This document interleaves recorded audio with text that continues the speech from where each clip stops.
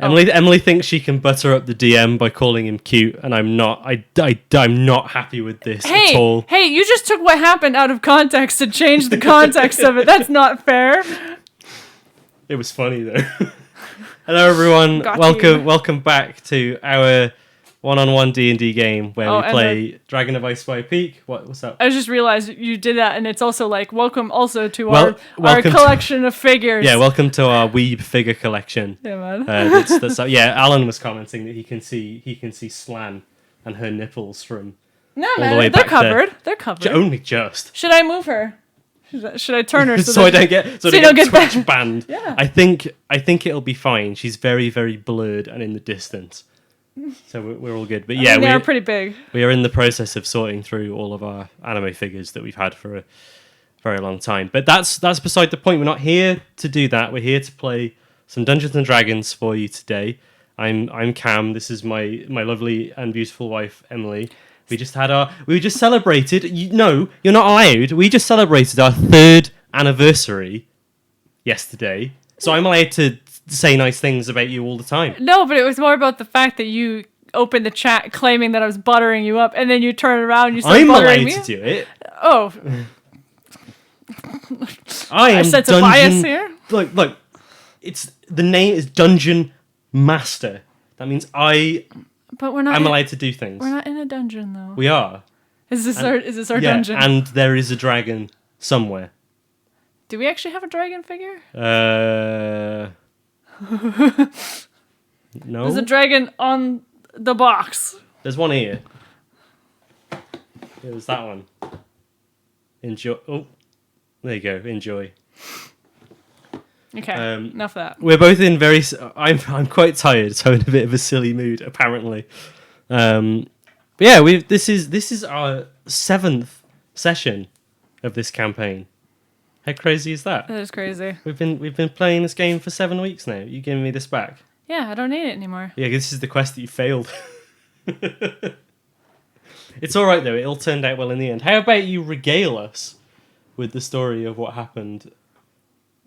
I suppose you're gonna have to kind of, because I know we've got a new person in the chat that's only just recently discovered the stream.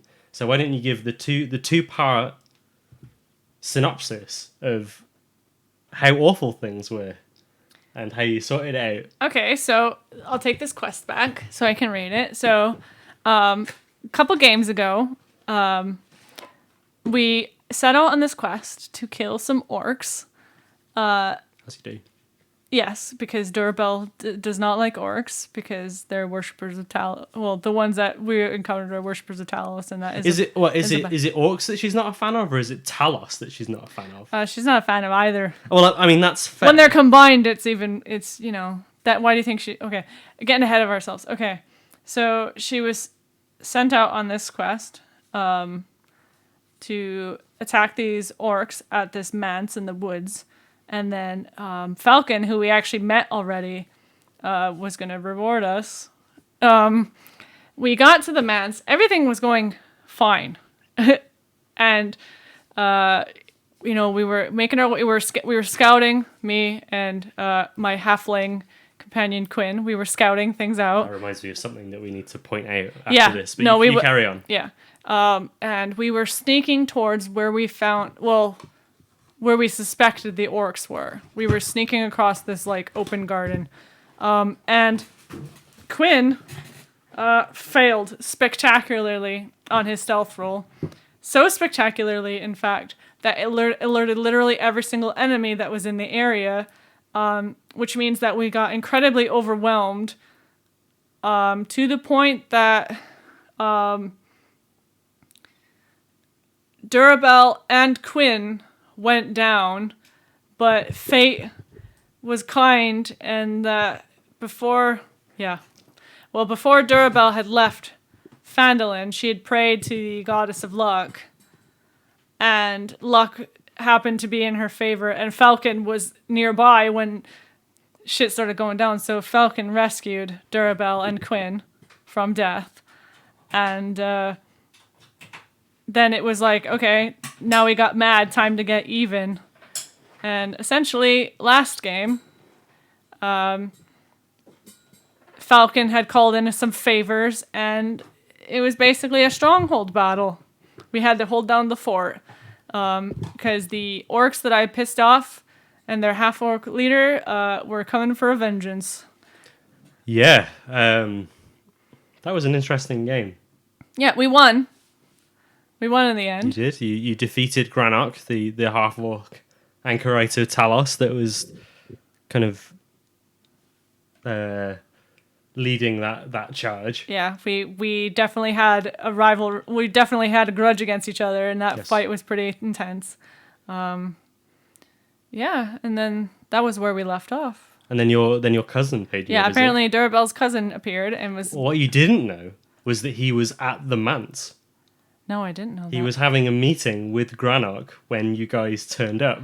Oh shit! But no wonder he was like right there and was. He stayed hidden though and didn't. Yeah, he was like, right, you're messing with our plans. I'm gonna mess with you, and then Durabel killed him. Yeah, she did. But one of the things that I wanted to point out is so the sidekick rules for D&D 5th edition kind of gives you a stat block that goes, right, your sidekick is this. And you decide what like race and alignment and whatever, they're kind of like fluctuaty thingy in the background that don't really add anything gameplay wise. But I decided, and the game does say that you can do this. I decided because Quinn is a halfling, I was going to give him the halfling racial traits. So in exchange for like 5 feet of movement per turn, he gets the ability, because like Durabel is larger than he is, he can hide behind her and kind of pop out and do stuff. He can move in enemy spaces if they're larger than him. So he's kind of got a lot more maneuverability. But what I'd forgotten was that as a halfling, he can also re-roll ones. Which is the one Which is exactly what happened that triggered everything going wrong in the Woodland Manse anyway. So had we not forgotten that rule, then maybe none of this would have happened. Yeah. Because it's just an innate ability that they have. If you roll a natural 1, you can re-roll it. Yeah, and you have to take the second option. I don't know if you do, actually. Do you just keep rolling until it's not it just a 1? says if you roll a 1, re-roll it. That's pretty good. But I mean, yes, but what ended up happening is it triggered this whole thing that was completely off the books, but ended up being quite interesting. It was good. Like it led to a interesting like just an interesting session that was like you say, off book. So it was something that I could kind of come up with on my own. It allowed us to try something else and kind of go with this whole like siege thing. I don't know if it was interesting to watch, but it was definitely interesting to play. Yeah. So that was it was a lot of fun. Let's have a look just quickly before we get started, Also, just so you know exactly what's going on. I noted that I've not rested. Can I set myself? No, you've already asked me this question. Okay, I'm just making sure. You're just the moment that you look, you're like, long rest. I'm just used to every time there's a game. It's because it's at a point where they would have a long rest. We didn't have that point, though, did we? That's why I was checking. You already did, though. And but I forgot. No. I forgot. Okay. My brain is full of worms. When you roll a 1 on a d20 for an attack roll, ability check, or saving throw, you can re-roll the dice, but you must use the new roll. So yeah. You have to roll 2 1s in a row, basically. So basically, Travis should never play halflings because he's always rolling 1s. What? Don't you remember those couple of times when they'd be in combat in campaign 2 and Travis would roll like... Oh, you're talking about critical roll. Okay, yeah, okay. Sorry. That's okay. Should we play a game? Yes. Yes.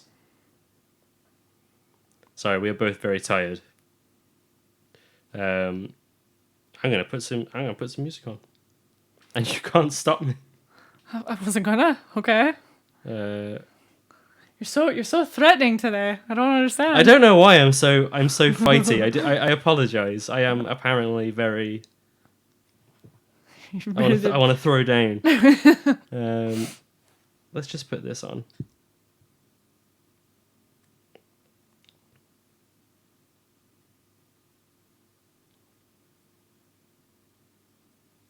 I think I can hear it. I don't know if it's that I can hear it or my brain just is pretending that I'm hearing something. This is probably what we should have done before actually starting, but yeah, maybe. no, I don't think. Oh wait, I sort of hear something actually. Yeah. It's very quiet though, isn't it? Oh, I can hear it now as well. Yeah. I mean, mods will let us know if it's too loud. Can't hear music. Can you hear it now? There is is that like super loud or is it really quiet or what's the skivvy? Because it's very odd, like the way. Because I know that when we hear it much quieter than it comes out on the stream.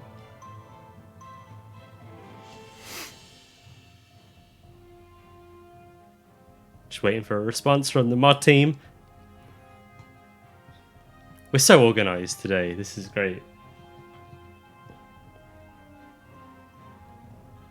Could turn it up a little bit, but it might explode with battle music. We'll leave it as it is then, and then I can always fiddle with it. Let's go back to this. And we can't really hear it, but it's not too big a deal. I'm gonna have to figure something out for that. Anyway, so it is the morning.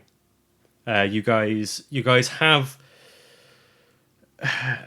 you've worked through the night to kind of give Falcon a hand piecing things back together and putting his putting the furniture that wasn't destroyed back. Yeah, getting some semblance of his life back together.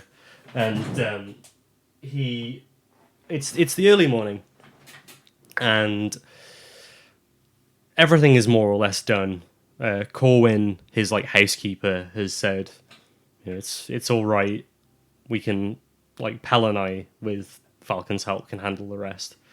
Your kind of temporary companion, Rubre, has already gone. Doesn't surprise me. She left first thing in the morning. I think she was more than happy to have celebratory drinks, and then as soon as cleanup started, she was very quick to be otherwise engaged. Mm-hmm. So she went off to do her thing, and you and Quinn, you kind of rested enough between stuff to not like be exhausted or anything, but you've not had like a proper night's rest. And as you are preparing to leave, Falcon comes over and he says, well, there's only one thing left to say, really, and that's thank you again for all your help. Well, thank you as well for helping out and everything as well.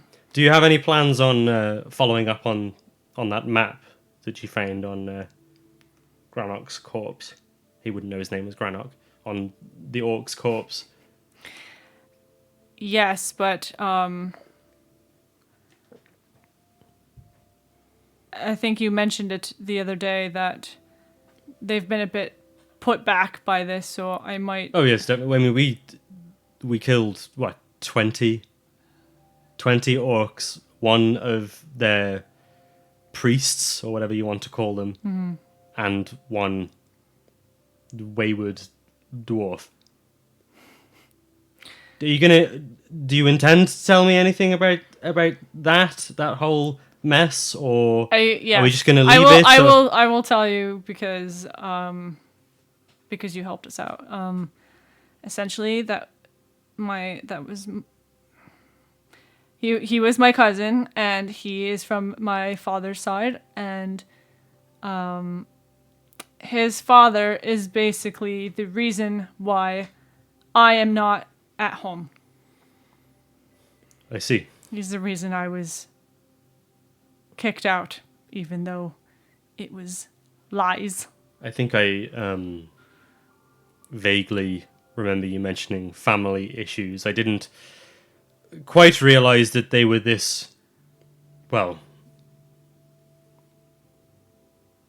deadly, I suppose. I guess they are. It has gotten potentially worse since I have been shunted out. So it's a bit frustrating and concerning for the rest of them. I will keep an eye on things, and I will keep you abreast of any developments, particularly if I see any dwarven folks, possibly mingling with these Let me cretins. if you hear the name Brothos as all, just, let me know. Very well. And one last thing before you go. I was planning on giving this to you as a reward. Well, I was planning to give this to whoever did dealt with the manse for me when I put up the request in Phandalin. It's fortuitous that it turned out to be you, despite the developments since then. But I think it's fair to say that with your assistance, you could say that the request has been fulfilled. So I would like you to have these. And he passes you a pair of boots. Some boots of elven kind. Yes. While you wear these boots, your steps make no sound regardless of the surface you are moving across. Advantage on dexterity stealth checks that rely on moving silently. I appreciate the irony in that you may have benefited from having those a few days earlier. Durabel looks at Quinn.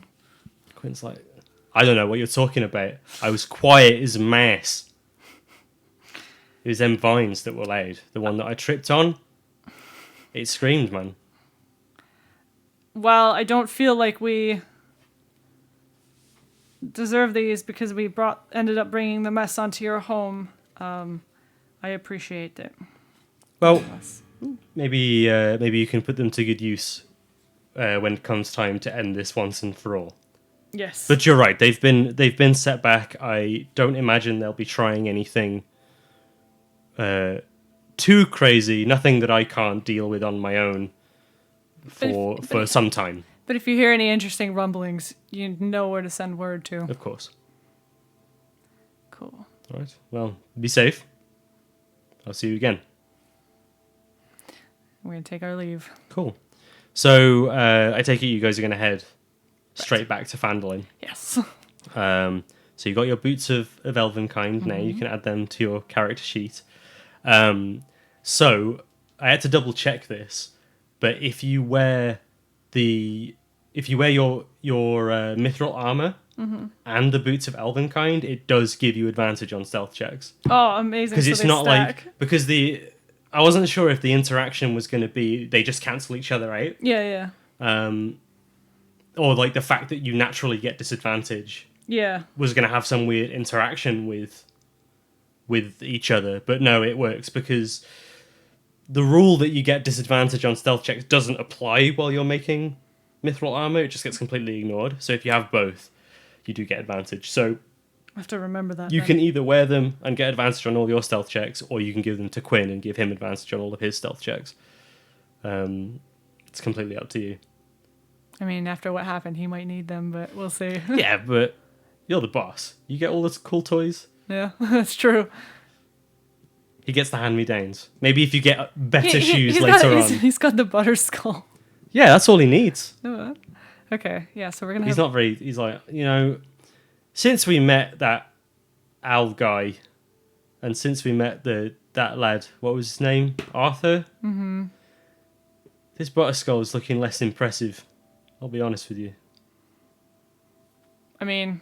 Shall I just eat it? Right now? Yeah. I'm just gonna eat it.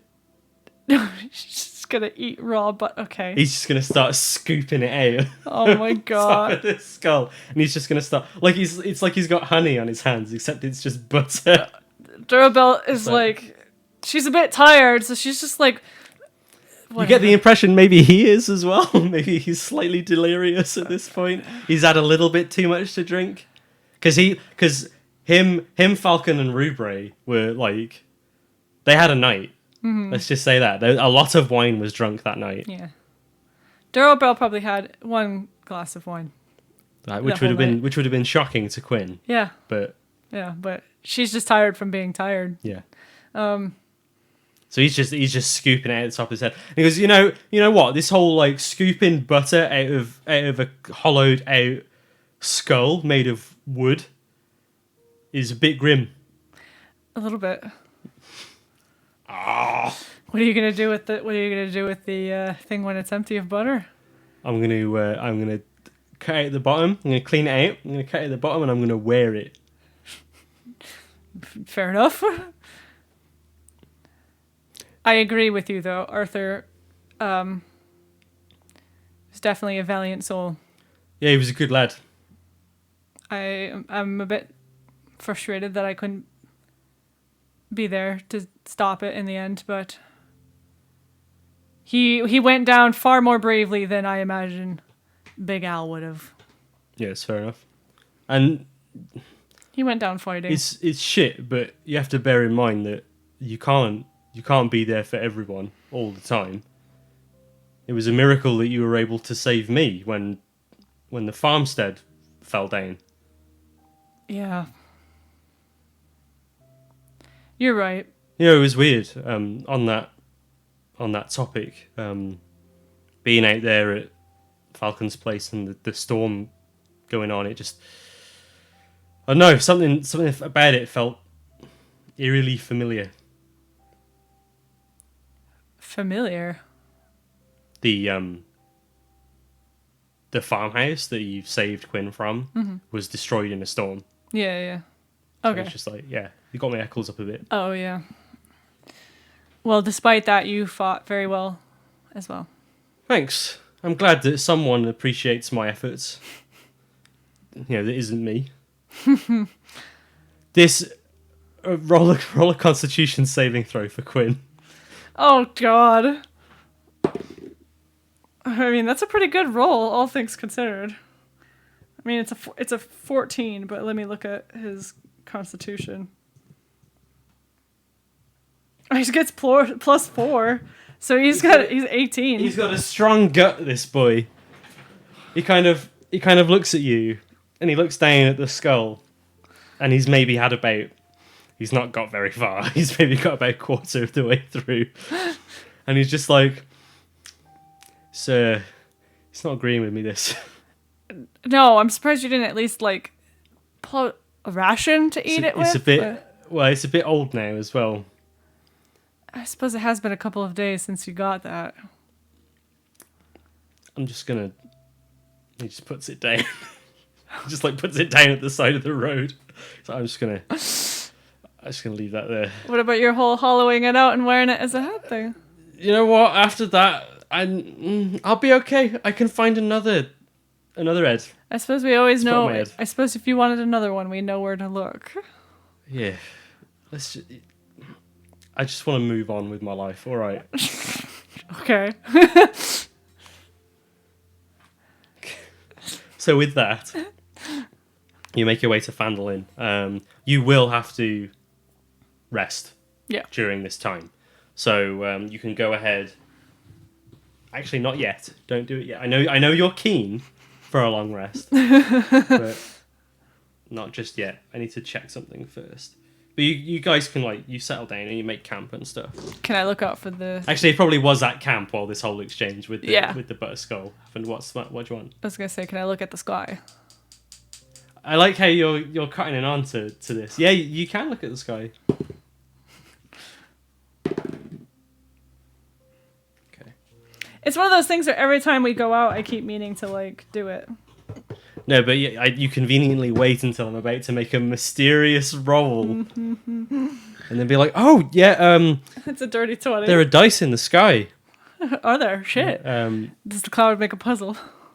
Considering how bad the storm was, it's quite clear. You can see the stars. Yeah, so it's a nice night. There's a gentle breeze, but you don't see anything unusual. Sir. So the morning comes, and you can mark off your long rest now. Yay! Yay! You get your spell slots back. Yay! And all the cool thing happens. Confirm. There we go. You have Boosh. completed a long rest. So you wake up early in the morning. We'll say you get to Fandolin kind of late afternoon. Okay. And everything seems the same. Yeah. As it was. As you left it, the people, shockingly unaware of your exploits and the fact that there was just a crazy like Barney that went down at Falcon's hunting lodge. Yeah, man. But you maybe hear like one or two people chattering, kind of being like, "You hear that storm? There was a storm down in the forest down near the ruins of Coneybury. It was pretty nasty. Oh, well, I hope it doesn't come down this way. Oh, it's lovely this time of day." Where are you going? What are you doing? I would first excuse me. I'll pull out the map of this town. Yeah, boy. There we go. Not that they can see the whole thing on stream. They can see enough. I'm going here first. You going to the Shrine of Luck? Yeah, Okay. I am. Yeah. Yeah, man. I'm gonna go back there and I'm gonna pray and in thanks for the aid that was for the guiding hand that was given in my favor. Okay. And- Are you gonna pray? Are you gonna leave any offerings or do anything else? Or are you just gonna be like, "Hey, love, cheers for that. That was Cheers, yeah, love, way. pip talio." Could have done without my cousin. Could have left that bit out. I will leave some silver. I'll just leave some silver pieces. There we go. Is Quinn with you, or have you left him at the crash? Well, I mean, I told him I was going to the Shrine of Luck. Whether he decided to follow me or not, I guess was up to him. I think he's gone to the pub. I think he's gone to. He would have complained about you leaving money had he not. But I was gonna say maybe I told him to go on to order food and stuff, and I'd be there in a second. Yeah. Gotta do my religious stuff, as he would probably. he's got no real interest in religious faffing. Yeah. Yeah. So He just thinks he. I think his impression on like religion and stuff is it's just an excuse to fight, and he doesn't need invisible people to give him excuses to fight. He's more than capable of finding fighting excuses to fight on his own. Yeah. But yeah, I'll leave some silver, and I just thank her for the guiding hand that she gave and for looking favorably. Cool. You feel pretty good about that? What else? What are you gonna? What now? Should I say? You got a few things you can do. Also, bear in mind, I've been meaning to remind you every time you come to Phandalin. It's not here, but you can go and see Adabra and buy healing potions as well. At 50 gold a pop. I mean, And she's been a brewing. She's got potions galore. I'll say Like you seen Adabra's potions? Whoa, they're massive. how long would it take to get to her from here? It's not far. It's about an hour maybe. Okay, so maybe we grab a quick bite and then we're gonna go buy some healing potions. Mark off like 6 copper for. Horses. Oh no, Quinn paid for that. Don't worry. Oh, okay. And yeah, you guys can head over to Adabra's place. How many potions would you like to purchase? Let me just check how many she's got in stock. And by how many she's got in stock, I mean check how many potion cards I have. Because the book literally says the amount of cards you have on you are the amount in stock. Oh shit. Okay. Which I suppose is a good way of doing things. But I've got to find them first. I think she asks how you are and how you've been getting on. Doing all right. Just been fighting some things off as usual. I don't know if the storm passed over here last night. No, I didn't. No signs of any storms. It must have went in the other direction. Also, fortunately, not seen any signs of that dreaded manticore since you saved me before. Thank goodness. Good. I think perhaps maybe he has learned that despite the fact that he was able to get into a position of coercion last time, that he might not be it probably wouldn't be in his favor this time around. That's fair enough. You've actually come just in time. I've recently finished a fresh batch this morning. So there are 5 potions of healing available. I mean, I can't buy that many, but... Why not? Oh, wait, no, I could actually buy that many. Shit. So you can take as many of those as you want. They are 50 gold pieces a pop. And her and Quinn just start chatting. He's gonna inevitably, he can't help himself. He inevitably brings up the question of, so have you these butter skulls that the big owl makes? Have you had any? Have you tried one? She's like, I can't say that I have. What do you mean? What do you mean tried one? I understand that it's butter. It's meant to be prepared with things. Oh no! I say as like I hand her 150 gold for the 3 potions. No, he just tried it on its own. Oh, and how was that, my dear? And Quinn's just like, was it take even? it from life advice from a halfling that has seen much of the world. Yeah, if someone hands you a hollowed out wooden skull full of butter, don't eat it. Was it at least garlic butter? Is it seasoned? It's just butter? I don't know. It's just butter, innit? I just ate it. much to my chagrin. I mean, yeah, that was all on you. I don't know. Look, people were talking about it. I was really excited. It looked cool, and I expected more. All right, I was disappointed. Well, that's because you ate it on its own. You don't just eat butter. Well, what are you supposed to? It's a skull full of butter. What are you supposed to do? You put it on your table because it looks cool. You know, impress your guest, and then you use it to like put on toast and shit. Well, why? How'd you do that? And then Adabra's like with a knife, I imagine. You Yeah. just a little bit of. You just spread it on. You have a little bit of you just be sparing with it. Yeah. A little bit at a time. Yeah. Stays. And Quinn is just like, he's doing Limmy face. He's just like, I don't get it. Oh, Durabelle just thinks. He's an interesting fellow. Yeah, she just thinks she's like that guy. Man, wonder if he hit his head during the whole thing with the farm. Hey man, he saved your life a couple of times. No, he has. I think he's well earned the right to stupidly try and eat a skull of butter. Durabelle isn't going to tell him not to. She's just going to question his choices. But okay. Jokes aside, as the pair of you start making your way back towards Phandalin from her windmill, Quinn inevitably asks the question, right, now what? I mean, we've got... She pulls out a fistful of papers. We have some of these quests still from the town master.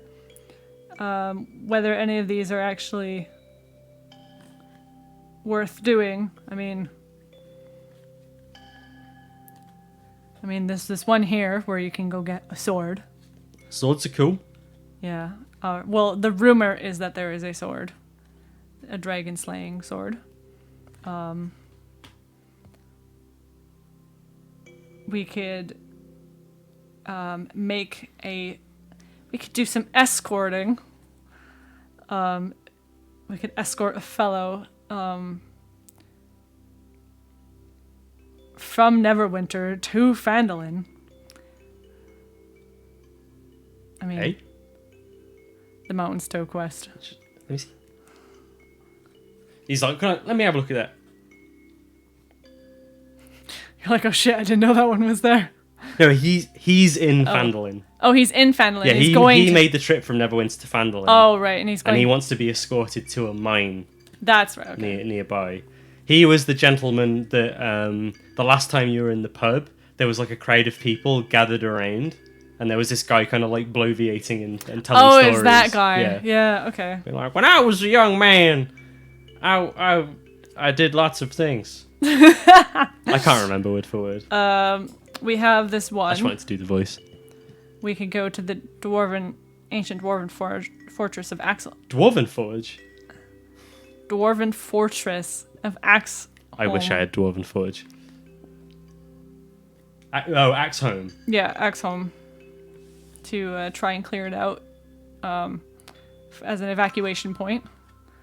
And then we could go visit some gnomes that potentially have secrets to kill this supposed dragon. Slightly unrelated, but what are our goals right now? Like, what are we trying to do? Like, what? Well, for right now, the most immediate threat was the orcs, and they've been dealt with. And now that they are been pushed to the back burner, I think we're pretty certain that this dragon isn't just a rumor at this point, or at least I feel that way. How do you feel about it? Well, I mean, we saw that creature when we were at the logging camp. Completely frozen. It had been frozen at some point. Yeah, sure. And it had been like ripped open. Like no creature that I've seen can do something like that. Not with a creature like that. Anyway, Yeah, and there's just some strange things. You've been seeing things in the sky. Yeah. All these stories, like people going missing. I mean, if I recall as well, the Manticore said that the Manticore claimed that he was starving because the dragon had pushed him out of his home. There's too much evidence to ignore. Yeah. So I definitely believe the dragon is a priority. Whether we are equipped to fight one now or whenever, I guess is just now is preparing for. So what do you think then? We could go to find that sword that you were talking about.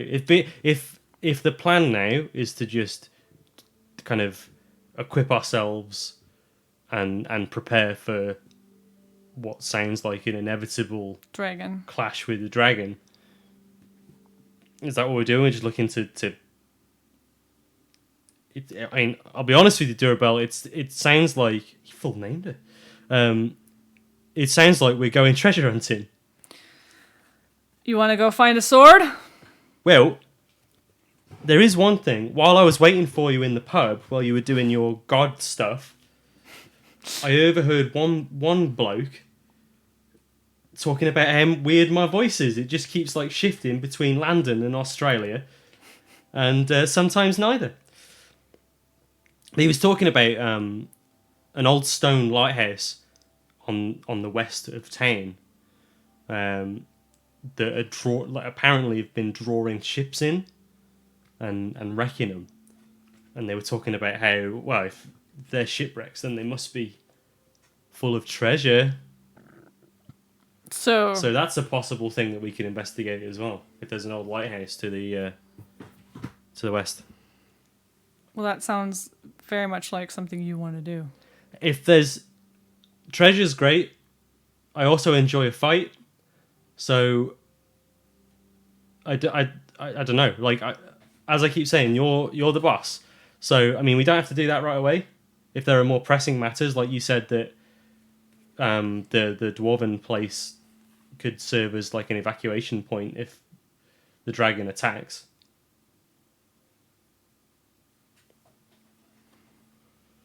Yeah. I don't know. Like I say, that's just one option among many that we could tackle. Yeah, in my mind, it's either we go find the sword, or we go clear out this evacuation point.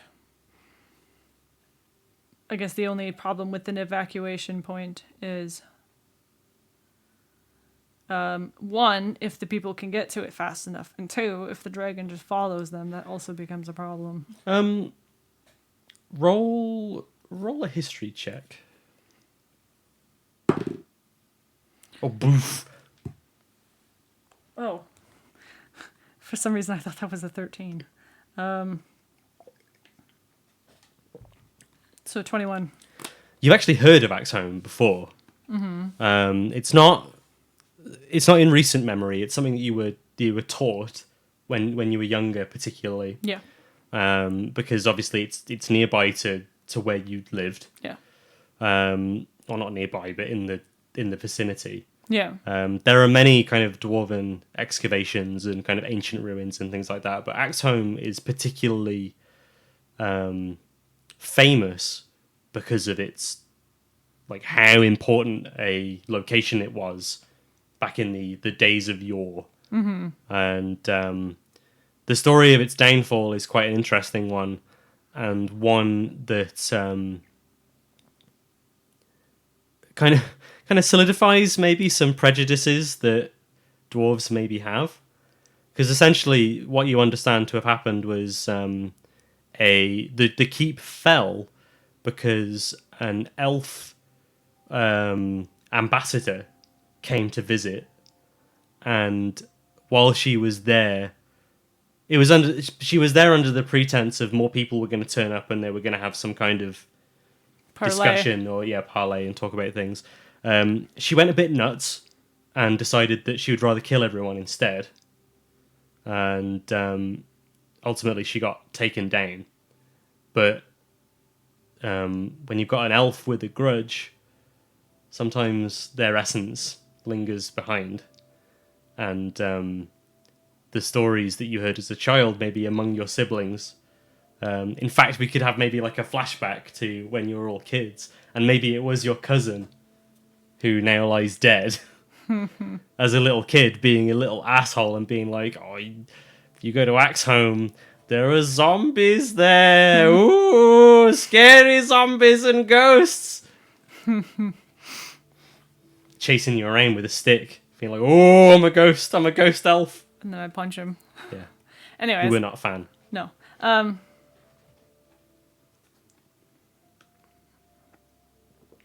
I say let's go to Axeholm first.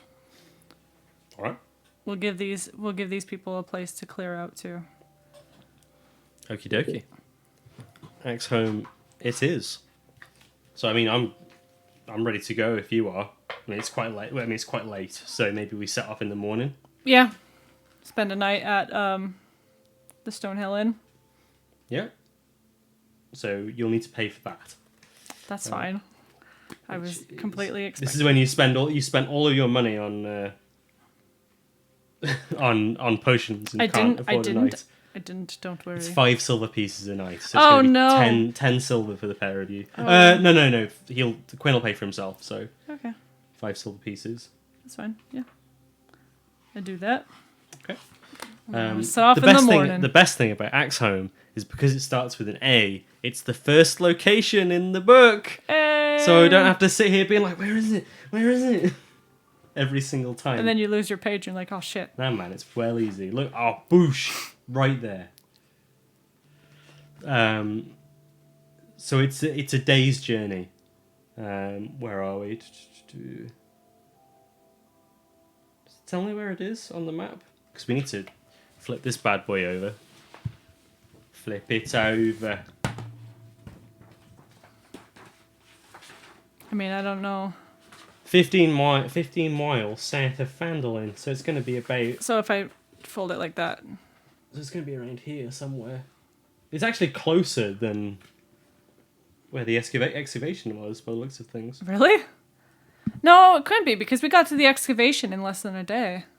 Oh, so maybe it's on the other side. It might be on the other side of the... you might have to go around, like... Yeah. Towards here or something. Mm-hmm. Yeah, day-long journey to Axeholm from Fandolin. So... Secrets.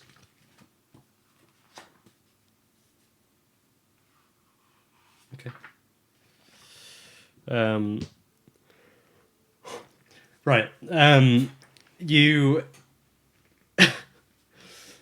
You make your way towards where Axeholm is. You've been given directions on the slip that you've been given, and it's a quiet day.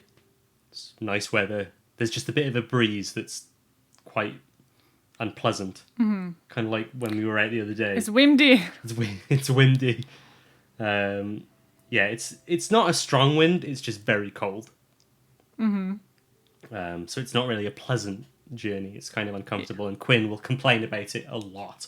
Yeah. He will be that cat being like, "It's fucking windy." However, the day passes without incident, and thrust out from the base of a dark grey mountain is the entrance to the Dwarven fortress, a dark 15-foot wide passageway flanked by 40-foot high bulwarks of smooth, seamless stone. An iron portcullis covered with rust blocks the entrance. Arrow slits carved into the bulwarks are dark, revealing no hint of occupation. You have arrived at your destination. Durabelle's going to take a moment to marvel at the carved rock, because I mean that's sort of her family thing. So It's some good shit. Yeah, you're like, oh yeah. She's like, oh, this is the good shit. These rocks. Look at the curvature on that. And I imagine Quinn is very bored. Quinn's already like rattling the portcullis. It won't open. I'll go over to it and give it a look over. Does it look like it has any sort of handle for opening it? No, it's a portcullis, so it's shut all the way down. It's rusted over, and you nudge it a little bit, and it's completely, whatever mechanism is holding it down, is probably, you assume, is completely rusted over. At least at this point. Yeah. The mechanism would be on the inside of the building, which you don't have access to. Quinn is trying and failing miserably to squeeze through the gaps in the portcullis, and causing himself great pain in doing so. Stop that. She does that thing where she's just like, stop. Kind of slaps his shoulder a bit. Tells him to knock it off. That's what are you going to do? It's sealed off.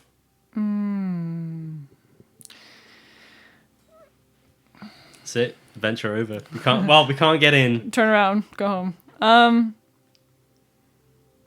Can I look... You said that whatever mechanism that operates is on the inside, correct? You would assume so. You would know... You would have a basic understanding, at least, of the architecture of dwarven... Yeah. Like, fortresses and stuff like this. I mean, you were raised as a soldier. Yeah. Sort of a soldier. Yeah. So you would understand, like, the portcullis is designed to keep people out, so... Yeah. It's a safe assumption to make that it would be inside. Yeah, and I'm proficient with mason's tools, so I know all about rocks and stuff. And yeah, this is a portcullis. This isn't made of stone. This is made of metal. No, I know that.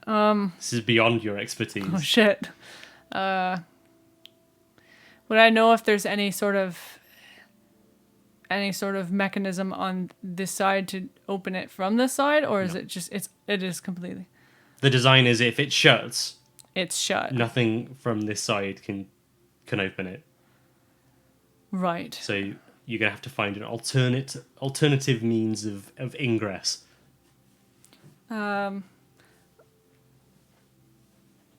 gonna tell Quinn, help me look for another way in, and we're gonna do some investigating.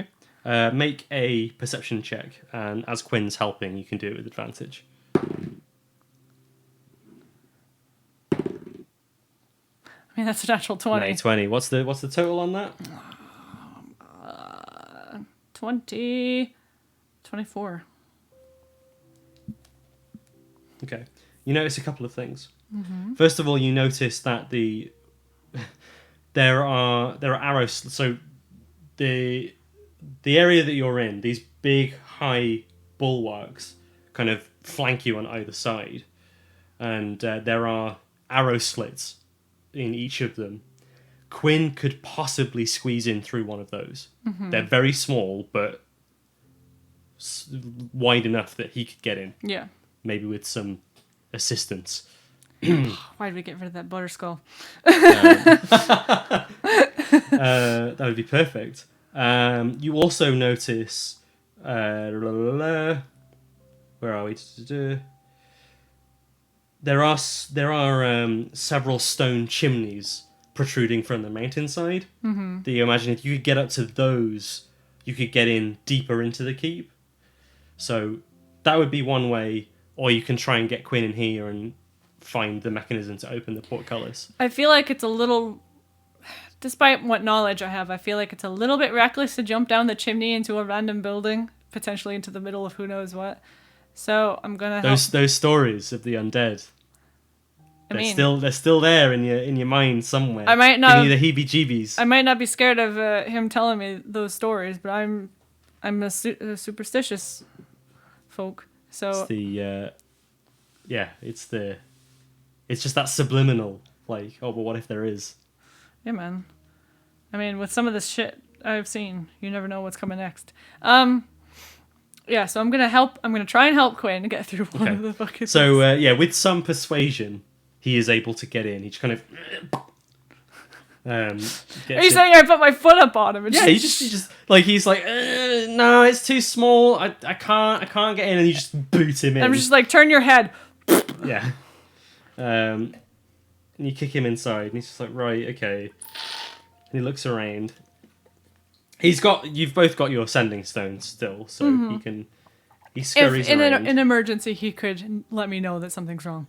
Whether I could get to him or not is another thing. But He does find a quite like nearby on the side of where the portcullis would be.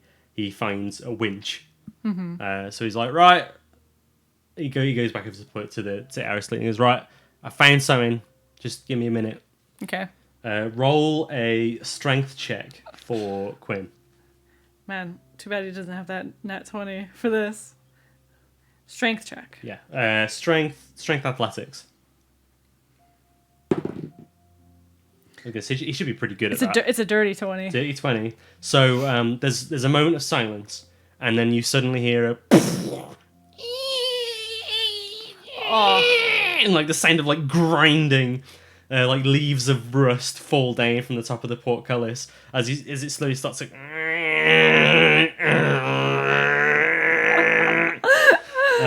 Durabel's just like, I'm glad we weren't trying to sneak in. It takes a little bit of time, and it manages to get about 5 feet up, and then stops. Like locked into place. Stop. No. It's kind of like Right. so you can either make another check to try and get Quinn to lift it further, or you can just go in. I mean, Durabel isn't 5 feet tall, so she can get under that. Yeah, so you just get under. Yeah, so I'm just gonna go in. Okay. Blah, blah, blah. Where are we? Yeah, that's fine. So you kind of. So there are more arrow slits to either side of you. As you come in, you kind of see Quinn's face on the other side of one, be like, "Hey, hello." There are also, as you look up, there's like a ceiling. There's a stone ceiling, but there are thin slits in the ceiling. Mm-hmm. You would recognize them as what they call murder holes. Yeah. Is that when they either shoot or pour stuff down? Yeah. You open the portcullis and pour they shit. go in. You close the portcullis and then you just dump shit in there. You don't even necessarily have to close the portcullis, but yeah, it's designed to. It's where you can dump shit like hot tar and oil or whatever it is. Not pleasant. The idea makes you feel a little bit uneasy. Yeah. But considering how rusted over and how long ago those stories are from, I feel like it's nothing to worry about at the moment. There are two doors in front of you. The kind of the main doors to the rest to the area. They have been barred shut. And Quinn says, "Do you want me to investigate further, or are you all right? Like, is there a way in?" Would I know if there's any way to get around the iron barred doors, or would I have to like bust my way through? The only way that you could think of possibly is if Quinn was able to open it from the inside. You're kind of stuck at this point without bashing it down. But if you try to bash it down, it's probably going to take time, and it's going to make a lot of noise. So if there is anything in the keep, it'll know. It'll know. Like the portcullis was one thing, but like bashing a door down is over a prolonged period. And it feels counterintuitive to clear this place out to be a stronghold, and then bust down one of the main points of the stronghold. Yeah. Yeah. I'll ask Quinn to see if he can find a way to the other side of the door. Okay. Because he's so small. Did Quinn? I'm gonna ask you this question, kind of after the fact. But did Quinn enter from the east side or the west side?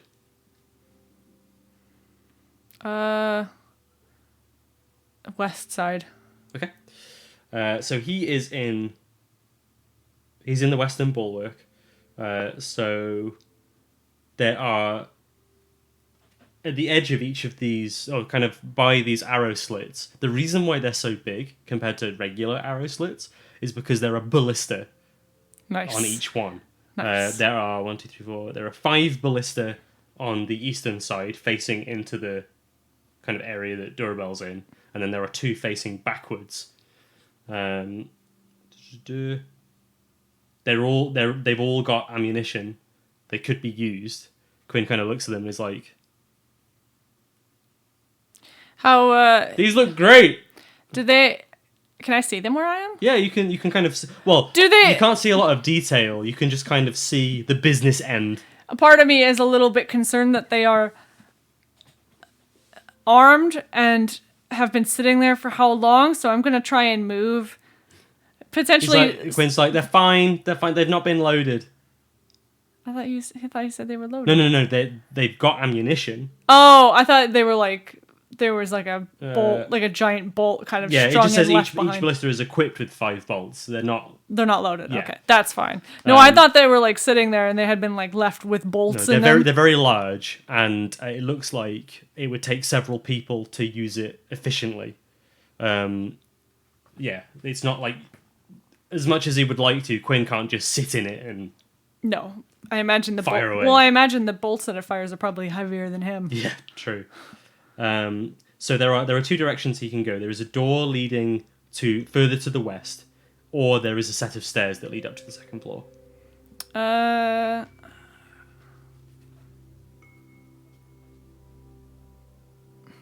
we're trying to get in. I'm gonna change soundtrack to R. While you're deciding.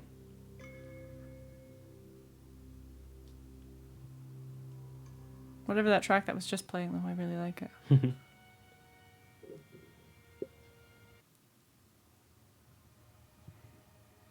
Oh, excuse me. Okay. He's gonna go further in west. So he's going to open the door Yeah. and head further in. Okay, so there's a long corridor that leads about 50 feet down, and then he arrives in a hallway. Is he moving quietly, or He probably is. like would Belle have been like move quietly? She would have been like. She probably would have been like, I don't know if there's anything in here, but move as if there's something in here. But no, what I'm checking is he probably has to have a torch because I can't imagine there's any light in here. It is very dark. So he will have to have a lit torch in order to move. Yeah. But he'll probably be moving. Yeah, there are torch sconces along the walls, but there's no like you say, this place has been abandoned for a long time. There is no light. Are there empty torches like that could be lit as he's walking? They're all burned away. Oh, okay. Like So there's like nothing to lit. Using what little light from the arrow slits, he's just kind of been like, right, I need something. Yeah. So either a torch, or you could cast light on something of his, because I think you have the light cantrip, don't you? I believe so, yes. I do, actually. I will cast light on his sword. Okay. So yeah, he's kind of waving that around to see. Yeah. Go ahead then and roll a stealth check with disadvantage. I'm annoyed that I didn't give him the boots, but I didn't make that decision beforehand, so I'm not gonna... Yeah, I just assumed that you had them. I do have them on my character sheet, but I didn't, like, equip them yet. So it was a 14 and a 10, so 10 plus... His dex is pretty good, so... It's dex modifier, right? Oh, wait. Is he proficient in stealth?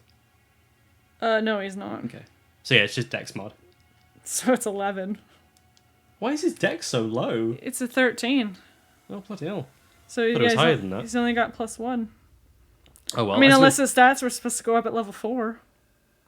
That's the level 4 stat block. So no, it's. Oh, so I think his strength and his con go up at level 4. So. Yeah, so it's 11. Okay.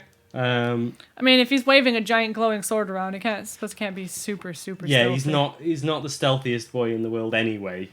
Yeah. At the best of times. He's like, I'm on my own. I get to just hang out and do stuff.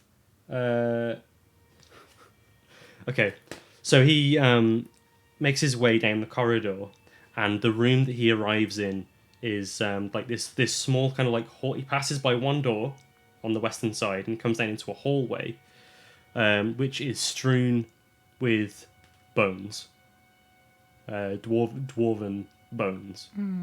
And sat in the middle of there, kind of sifting through them, is what looks like may have, at one point, been another dwarf. They've got like scraggly bits of hair that have sort of long withered. They have hollowed out black eyes. Skin is like grey, and like partially like decayed. And they're just like kind of shifting around through the bones as if they're looking for something, but kind of nonchalantly just like they pick up like skull that's got no jaw, it's kind of cracked. They do not seem to have noticed him, Okay. and there is only one that he can see. He's probably gonna back up. Okay. He's just like, what? Well, ultimately, he's looking for a way to get down to the ground level to get to the doors. So he is on the ground level right now. Oh, he is on the Yeah, ground yeah. level. There was a hallway, and then there was the stairs, and you said the hallway. Right. Okay. And there is a door. There's a double door leading to the east, which is potentially, judging by like the knowledge of the space and where he needs to get to, that's probably where he needs to go. Those double doors. Yeah. Does he have to pass this thing? Yes. The thing is in the middle of the room. There is another. Like I said, there's another door just before where it is, leading further west.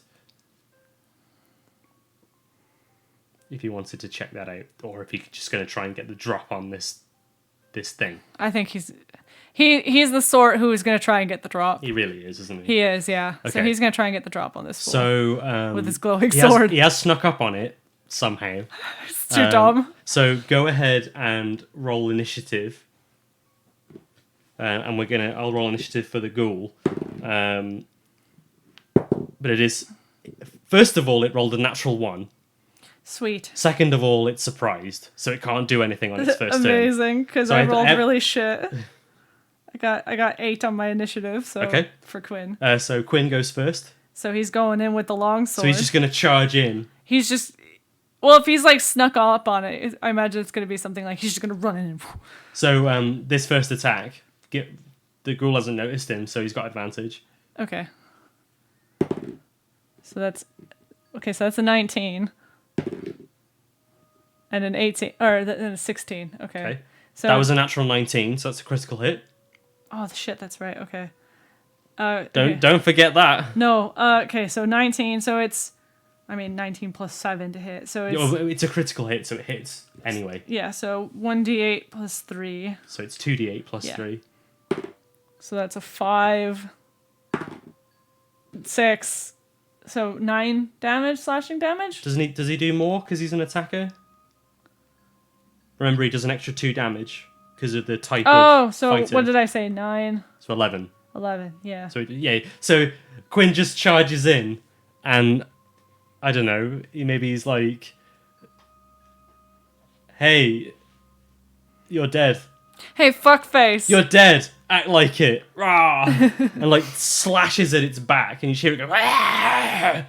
It kind of staggers forward. The bones clatter all over the floor, and it whirls around. Its tongue like lolling out of its mouth, and Quinn's like, Gross. Ugh. But it needs this turn to shake off the surprise, so Quinn gets another go. Okay, so he's just like, ugh, and he's gonna attack again. Yep. He doesn't have advantage this time. I mean, that's still a 17 to That hits. hit. Yep.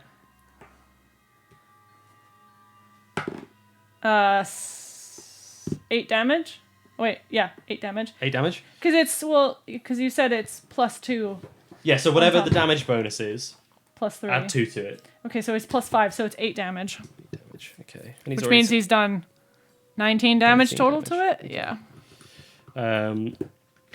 So yeah, he comes in, he like slashes at its back, it whirls around, he cuts again, and is just kind of like taking chunks off this thing straight away, like no mercy, like ah. Blah, blah, blah.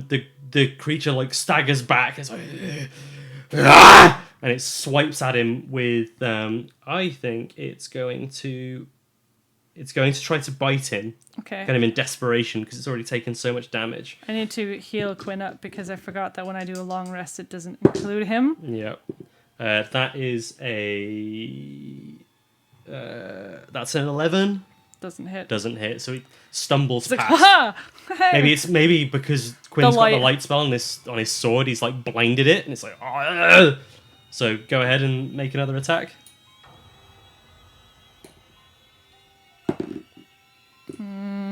That hits. Yeah, 21. Yeah.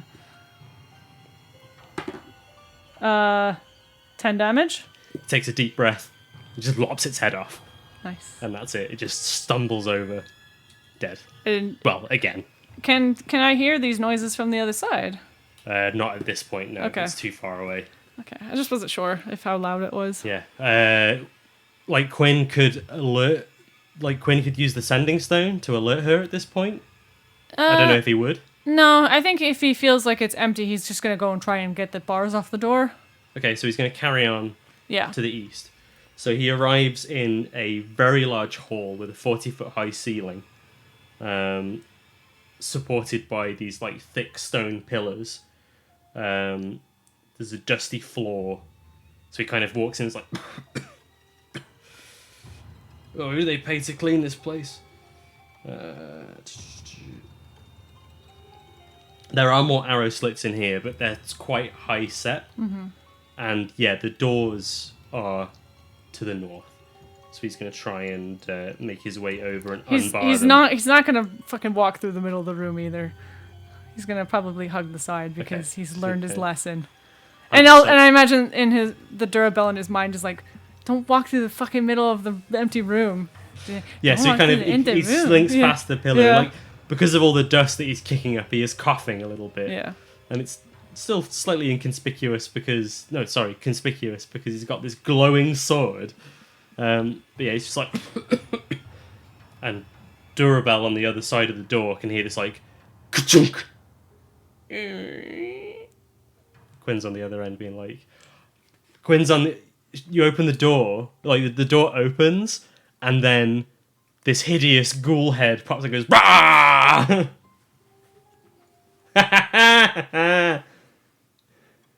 You thought it was... I got you, didn't I? I fucking got you. Durabell is just giving him a look that's like, don't you fucking push it. It's gross, isn't it? Look how hideous that is. Where'd you encounter that? Who's that? Do you reckon that was like your great-grandfather or something? Do I recognize what this is? I mean, you'd recognize... I mean, I know it was a dwarf. Roll but a religion check? now that I've gotten over the shock of being startled because Quinn's a dick. Wow, that's not very good. Ooh. You said religion, right? Yes. I'm not proficient in religion. What is this? 6. 6. You have no idea. It's creepy. Did you just find this on the floor? I killed it. I did this. This happened because of me. It was alive? Well, I guess. Like, as alive as something can be. It was like a... I don't know. It's hard to explain. It was just this thing. Looked like it was a dwarf. I'm just gonna like take the head and examine it a little bit. Yeah, it's as I described. It's like a very old, like emaciated, almost like mummified dwarf head. Mm-hmm.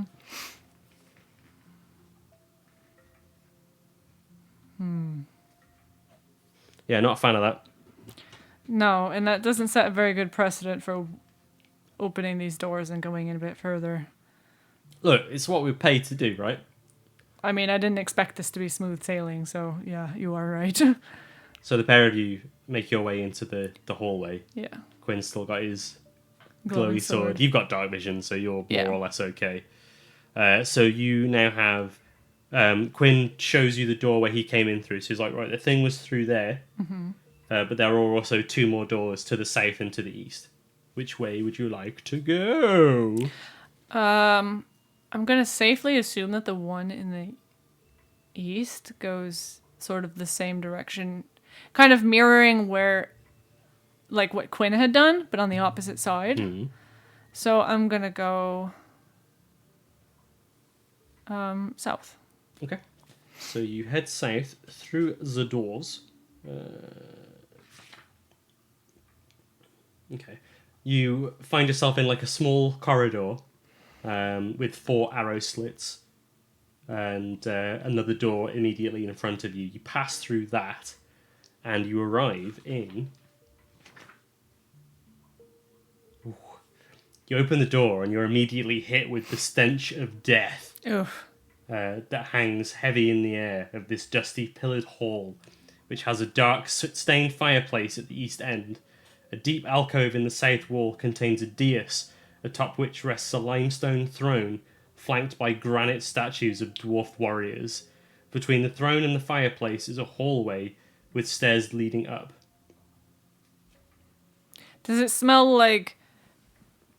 I don't know if this is too specific. Does it smell like fresh death or like death that's from like 100 years ago? So it's like really dusty, but also smells gross. Yeah, it's like this musty kind of death smell. But roll a perception check. I guess my question is does it smell fresh or is it very old?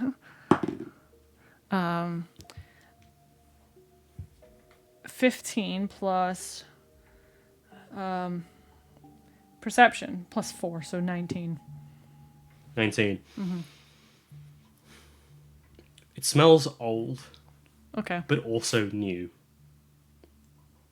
So it smells old, but it also smells like something... It smells of something that's been, like, decaying for a very long time. But also like something else has come here. Yeah, something... It smells like something is actively decaying. It's not like... It's not like the stench of old death. It's the stench of something is rotting right now. Something has recently died. Yeah. Right. I guess do a quick look around the room.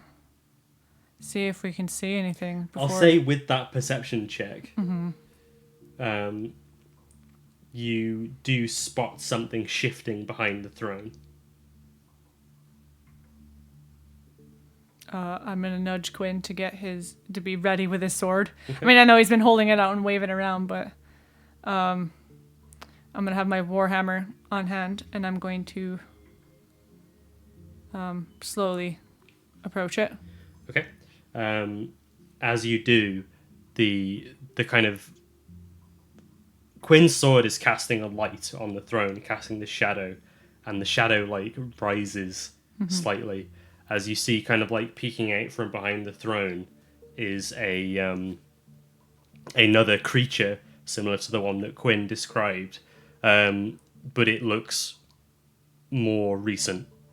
Not much more recent, but it looks fresher, and like its hair and beard and stuff are a bit more intact. It's wearing its clothes are intact. It's wearing quite fine clothing.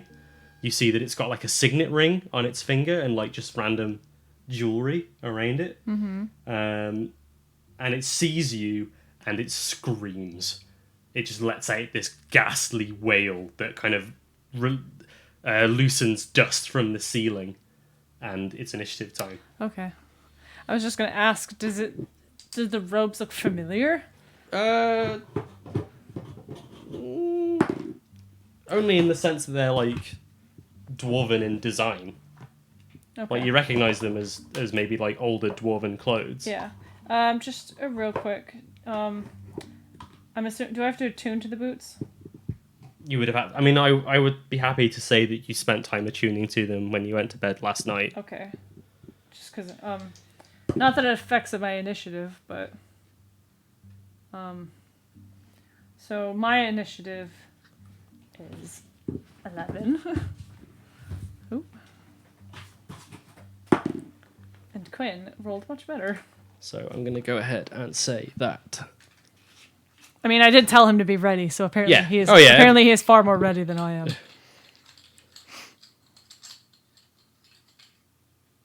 So I'm going to go ahead and say that this is the throne. Ooh. Move my phone off screen. Where are we? I'm just kind of using this as an abstract to show the area and all that. So, flick that back on.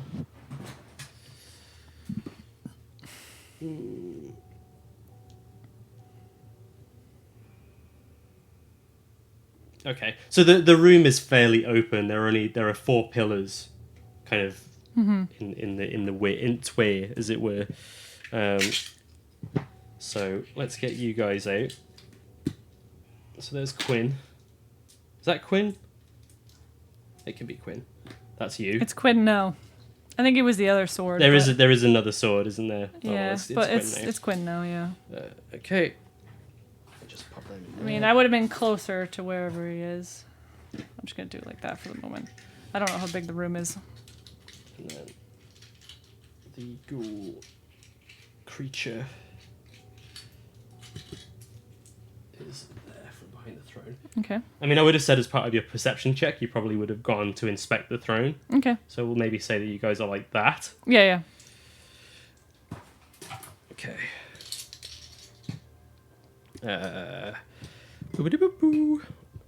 Right, done all that. Sorry, I'm so disorganized. Pop that there. Don't need that right now. Move this over here. I rolled that. Okay, what did Belle get? 11. Belle got 11. What did Quinn get? 19. 19. Oh boy. Okay, Quinn gets to go first. I think Quinn has enough movement that... yeah. 5, 10, 15, 20, 25, 30. Wait, yeah. So he's gonna get right up on him. Would you say that right there is within range? Hang on a sec, sorry. It's alright. Yeah, he's adjacent, so yeah. Okay, he's gonna go in and attack Okay. with the light glowing sword. Oh. He's like, this is my holy sword of bigness. Natural 20. Boosh. Which means that it's a natural 20 anyways, but isn't that... It's funny because it says when you get a critical on a 19 or a 20. Yeah. But it's yeah. Okay, so 7 plus 5, 12.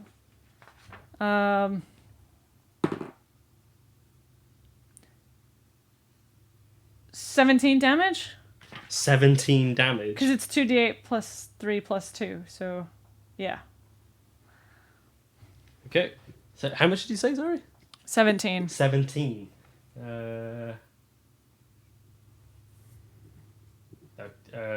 Bloody hell.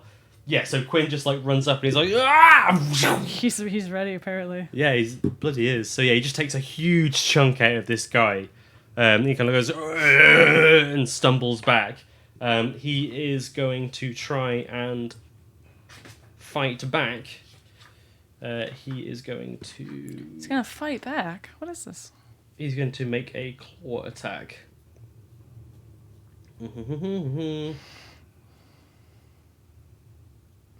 Yes, so he's going to swipe at Quinn with his claw. And miss terribly. That's a 10. That's not going to hit. Yeah, so Quinn's just like, too good. And now it's Belle's turn.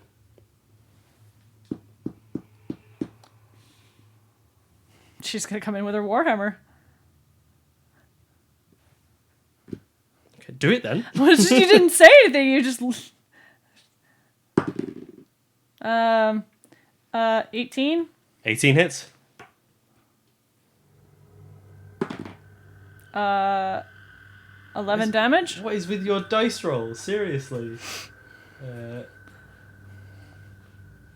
Yeah, where were these nice dice rolls during the whole orc bullshit I know, right? from 2 weeks ago? Okay, so yeah, you kind of like strike him solidly with the warhammer, and it shuffles back, and then you hear echoing from the fireplace at the other end of the room, and you hear like this. Oh, it sounds like shit falling down. And out of the fireplace emerge 3 more of these creatures that are way less well dressed and are covered in soot. They just sort of Dusty boys.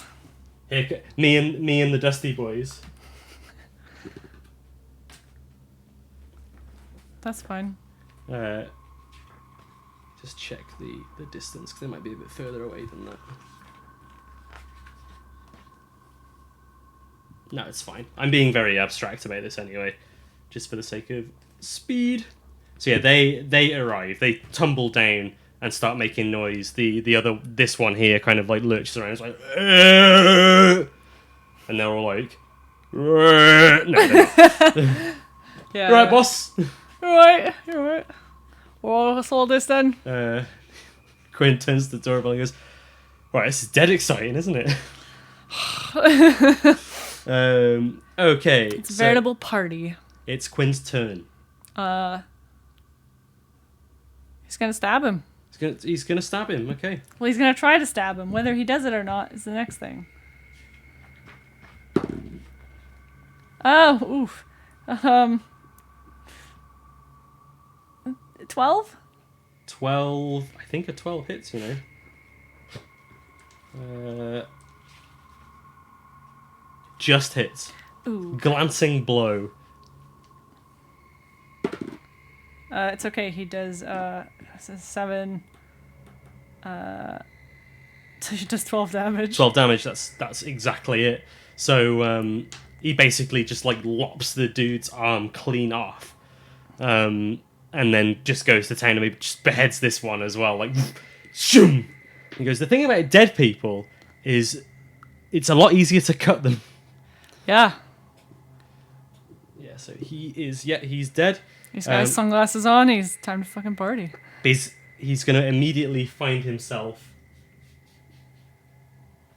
besieged by these creatures. Oh, did they roll pretty high on their initiative? They got the same initiative. Right. They come in on the same. Oh, right. Okay.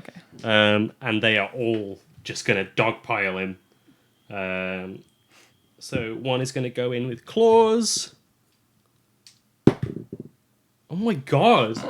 That is a 8. No. Another one. Another 8. And an 11. No. Why are my rolls so bad? Oh my god. I've sucked up all the dice karma. If it's orcs, you get like natural 20 big dead thing. I get decimated if it's orcs. If it's anything else, they can just fuck right off. The undead, they just don't. They don't. They just don't. I'm too holy. They don't want it enough. Yeah, they gotta want it. Belle, it's your turn. Okay, well, can I step over this body? You can't. It's blocking your path. So can I go? Is there enough space for me to go around? I think there is. Yeah, just about. Yeah. Okay. And I'm going with my warhammer on number 3. So yeah, you kind of skirt around, you sidle around this, and you come in with your warhammer. Should I change dice? Another fucking natural 20. What are you doing to me? I don't know. Should I change dice? That's 3 crits. Should I? Do you want me to change dice? No. Okay. I mean, that's 6 damage. Oh wait, no, 6. Oh, I'm sorry, 8 damage. 8 damage. And that was on number 3, yeah? Yes. I'm cheating. You are cheating. I'm actually not. 8 damage, yeah? Yeah. Where were all these crits during the Saturday? It's because I annoyed you earlier. That's why I'm being punished. No. Quinn's turn. He's gonna stab at number 1. Okay. Because he's surrounded by all these dudes. He's just like, he's not in a... he can move through their spaces, remember? That's true. But won't he provoke an attack of He will provoke attacks of opportunity, but he can go through them. If you see what I mean. Like, if Belle was there, she wouldn't be able to move. Could he move here and just get one attack of opportunity? Yeah, he can move there if he wants. Yeah, so he's going to slip there. Okay. Just so he's not completely surrounded. That's a 22. Oh, yeah, that hits. He takes...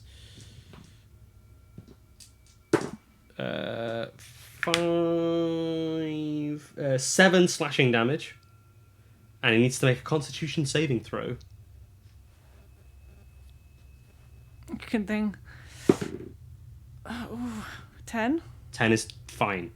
Oh, So like as he kind of slips between these two, this one reaches forward and claws his back. You hear him go like ah, and then like he almost like locks steps.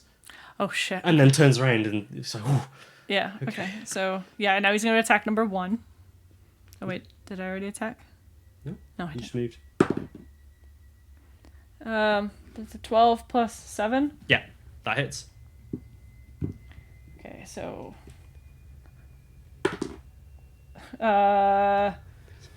13 damage. 13 damage? Yeah. What does he do to this one? He just like lops its leg off. He's just like, I don't care. Fuck off. Well, Well, it's 8 plus 3, so wait. No, it's plus 5, so 8 plus 5, yeah. It's now their turn. So I think the one that you attacked is going to try and hit you. Mm-hmm. That's a natural 20. Oof. Yeah, that'll hit. So apparently it's just if I try and hit Quinn, that's when the problem starts. That's because you don't want to kill Quinn. 4, 5, 6. So that's... Ooh. That's 14 points of slashing damage. Right. With the crit. So like you hit that one with your warhammer and it like lurches back and it lunges forward and you feel its claws sink into your neck. Oof. Roll a constitution saving throw for me. I'm assuming this isn't poison. 11. You're fine. Okay. I only ask because I have advantage against poison. It's not poison. Okay. Okay, so that's that one. That one is going to attack Quinn. Mm-hmm. 7. No. This one is going to shimmy forwards and also go for Quinn. Okay. There we go. That is a 23. That'll hit. So Quinn takes 7 slashing damage and he needs to make another con save. Okay.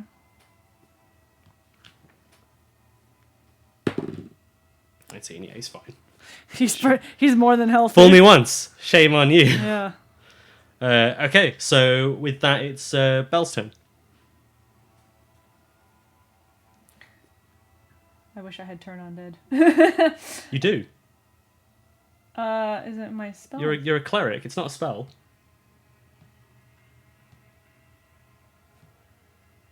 Where is it? It's in your features. It's not a spell. It's one of your cleric features. All clerics have turn undead. Oh yeah, I see it. Yeah. Okay. Well, all level 2 clerics have turn undead. No, it's fine. I'm just going to attack him with my hammer. Hammer. Hammer of the gods. 19 to hit. Yeah, that'll do it. Is this number 3 still? Yeah. Yeah. Okay. 6 damage.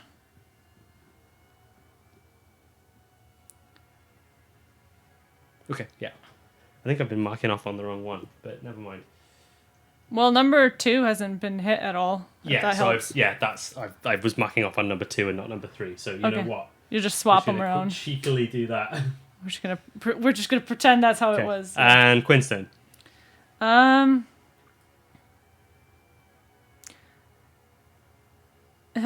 badly is this one in front of him looking? The one in front of him. Number 1. Number one is not looking good. He has only hit that one once though. Yeah. But it was a big chunky hit. Yeah. The one fighting Durabel, there's barely anything left of him. Okay. And this one is completely healthy. He's gonna go for number 3, actually. The one that's healthy? Mm-hmm. Okay. Gonna knock him down a peg. So 18 plus... Or no, 16 plus 7. Okay. Is a billion. Do the Sam Riegel thing. 8 plus a billion. 8 damage? Yep. Okay, so that's that. Okay. It's now their turn. Okay. So the one on you is going to attack you. Mm-hmm. Natural 1. Fuck off. And then 2 on Quinn. Another natural 1. And a 12. Mm-mm. I get one crit. And that's the only attack that's allowed to hit. That crit took half my health. It was good. Yeah. But is it my that's all I get. Yeah. No, they're going to have more turns. No! They're going to get more attacks until I hit you. No! Yeah, it's your go. So Durabelle. Yeah. Okay, she's going to go in with her hammer again. Yeah, well, I'm going to roll a natural 20. It's a dirty 20. I wish I could roll a dirty 20. It's a hit. 4 damage. The fuck is it? 4 damage! On which one? Number 2. Number 2. Yeah, it's dead. It crumples under you just like hear its brittle bones shattering as you squelch it into the ground. I'm gonna move over here. Okay. And it's now Quinn's turn. He's going to stab number 1. Okay. So he's kind of like chops at that one, chops at that one, and goes back at this one. Yeah, he's having a great time. Yeah, he is, because he just rolled a 15. Of course he did. You know what it was? You know what it was? It's because he ate all that butter. The power of butter. He's lubed up and ready to stab things. 10 damage. That was no. 10 I damage. didn't say that. I'm sorry. 10 damage on number 1. Number 1 is dead. He just completely runs it through and then kicks it off. Okay. So number 3, it's going to try and in a final act of desperation. The GM is going to try and get it to kill someone. It's going to try and bite him. It's going to grab him by the shoulders and try and Well, he's already seasoned up. It tastes like butter and everything. Like its jaw hangs open, like it kind of unhinges like a snake. Yeah, what's the word? Like hyperextends. And it's going to try and clasp around him. It makes me think of the fucking undead guy from Ocarina of Time. 6. No. So he's just like no, and then bashes it away. And now it's Belle's turn. Yeah, I can move that far. Just checking. Yeah. Warhammer. Go. Yeah, that'll hit. Yeah, okay. 6 damage. 6 damage. That was number 3, right? Yeah, it's the only one left. It's still going. Somehow. It's Quinn's turn. He's gonna attack. He's gonna stab it with his lit up sword. That's a 13 plus whatever. 7. That'll hit. 7 damage. 7 damage. Yep. He's still going. So they're just chipping away. So okay. It's like you smack it and you hit it in the back so it stumbles forward, and then with that trajectory combined with Quinn swinging his sword forward, you just completely bisect it. Amazing. And its top half just keeps going. Just like So they are all dead. They're all dead a heckin' dead. You did it. Quinn was just like, that was amazing. Yeah, it was pretty great. I'm assuming that these all look more decayed than the nicely dressed fellow. Yeah. Do you want to take a closer look at the nicely dressed one? I do, because I want to see... You did notice something before. So the gold signet ring that he was wearing carries a crest on it, which is a hand axe that's clutching a dwarven gauntlet.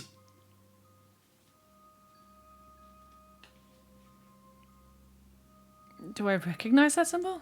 Do you recognize it?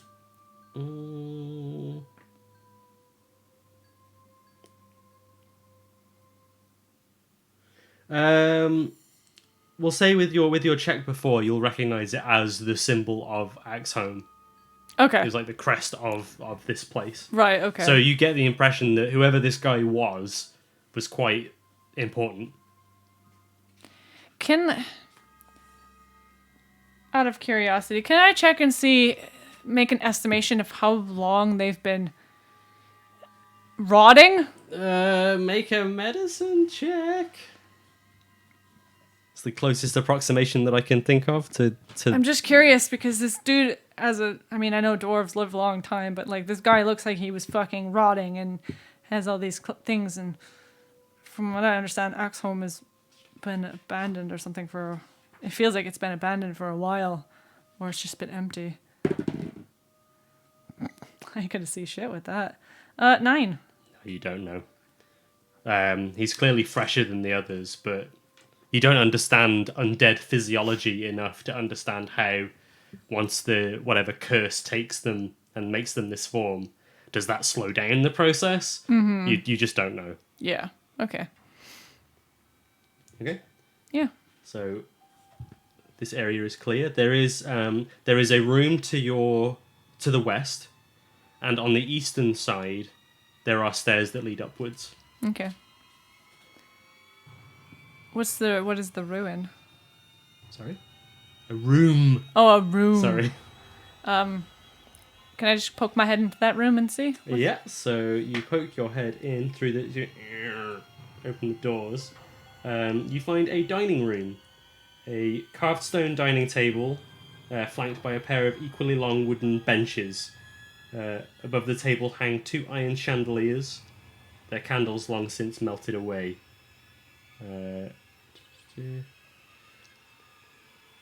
North of the seating area is a sooty fireplace and an alcove containing a rough-hewn pit that descends 60 feet.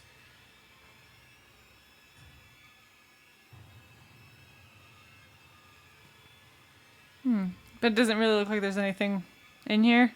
Short of exploring down that pit, you have no way of knowing. There is another room to the south. That's connected in that one. Yeah, so it's the dining room and then...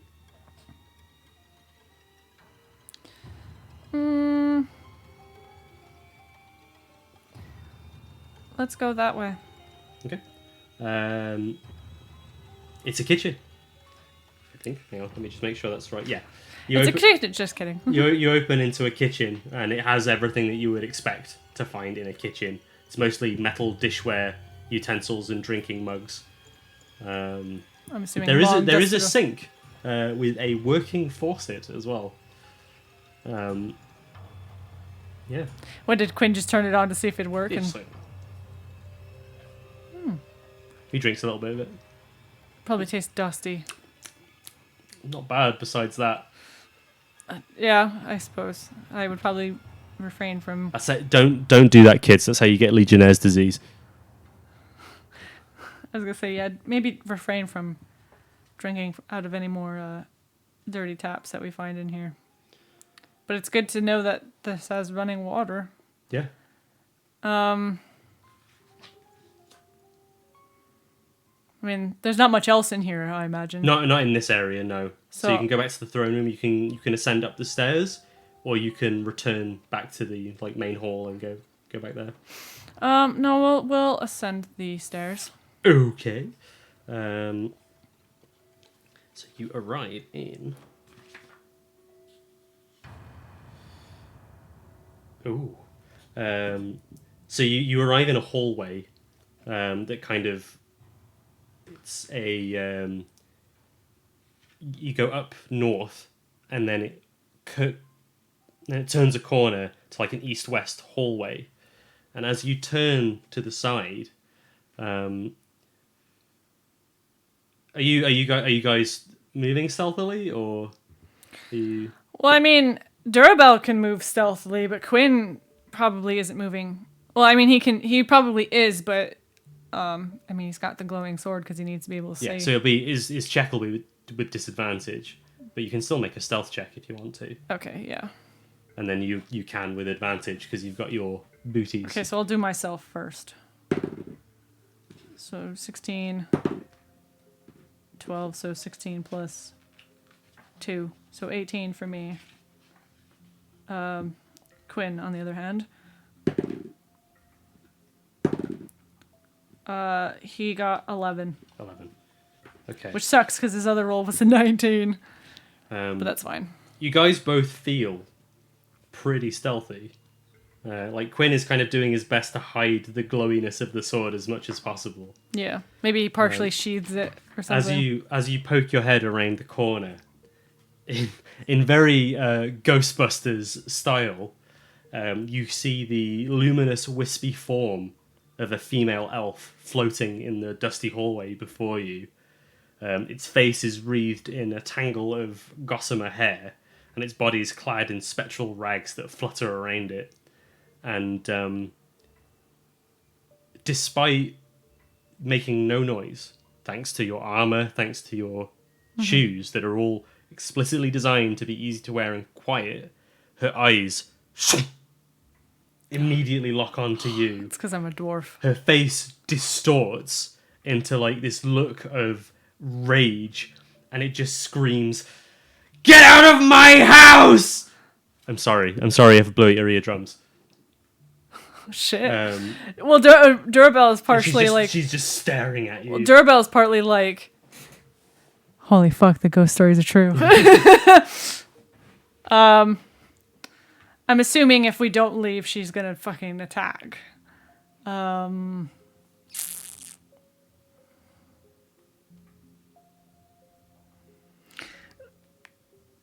gonna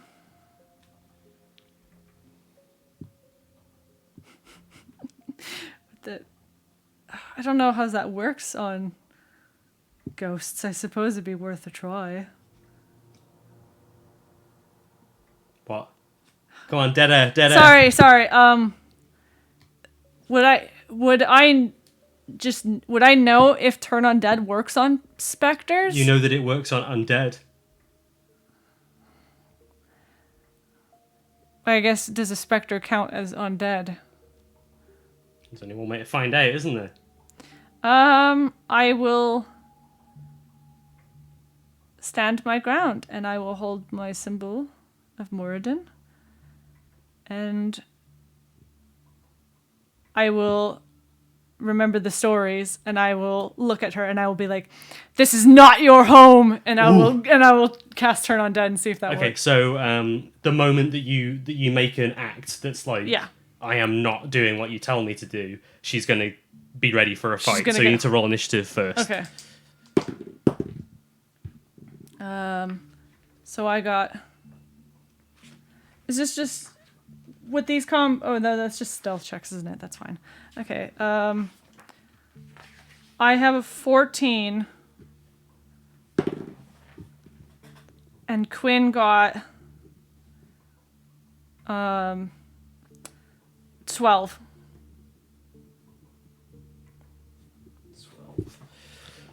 Okay.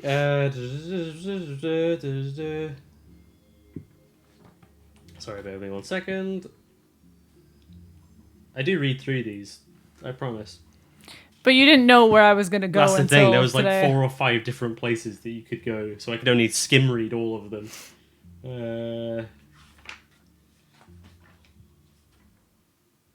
Where's it gone? Okay, here we go.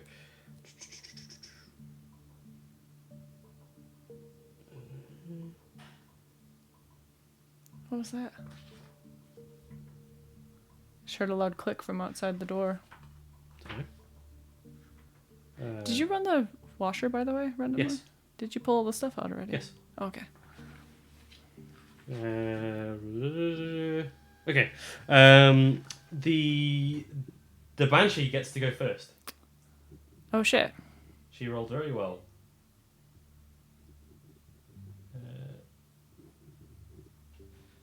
And we won't bother with markers or anything because it's a very thin corridor and there's not a lot going on.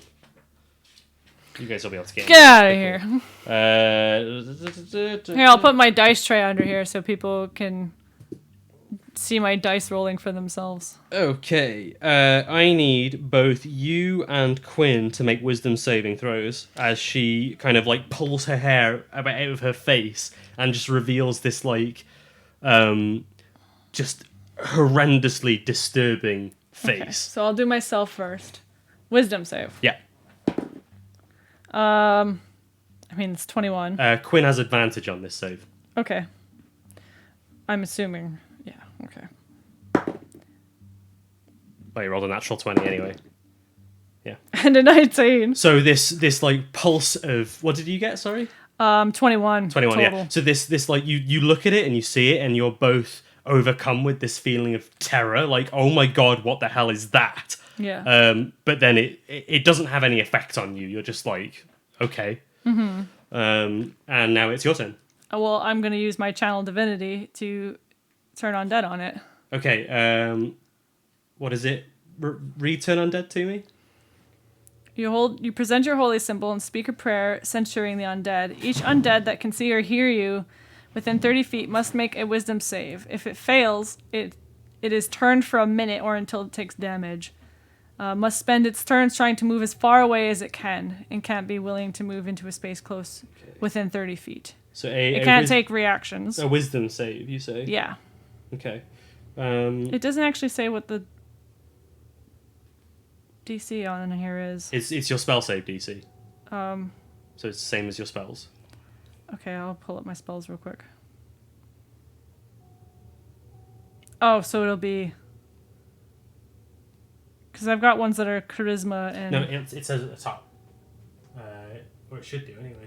It didn't on... Yeah, spell save DC. Oh, 14. okay, yeah, 14. So wisdom 14. Okay. So you present your holy symbol and you say what you said before. This is not your home, and that look of like intense anger and rage suddenly becomes fear as this light it comes out of you and you're like ah, kind of displaying that kind of like warrior cleric fervor. Yeah, man. And yeah, she is turned. Sweet. She's turned. Turned down for what? And so now it's Quinn's turn. So I believe that it wears off if he she's hits. attacked. Yeah. So would Belle stop him from attacking once she realizes that it's worked, or what's he gonna do?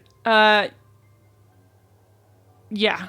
Because like I imagine he'd like kind of move, but she like has her symbol up with it. She's like, yeah, don't. Yeah. Like Okay. don't go. So it goes to her turn, and she will immediately run. She like lets out a scream of horror, being like, "Oh, get away from me!" And it withdraws and disappears through one of the closed doors as if it wasn't there. Okay. Because I does it say with turn undead? She has to use all of her movement, doesn't she? Can only use dash or Yeah. try to escape from an effect that prevents it. If So there's yeah, nowhere- she can only use the dash action. So yeah, she just Yeah, and she can't even react. So yeah, she poofs through that door.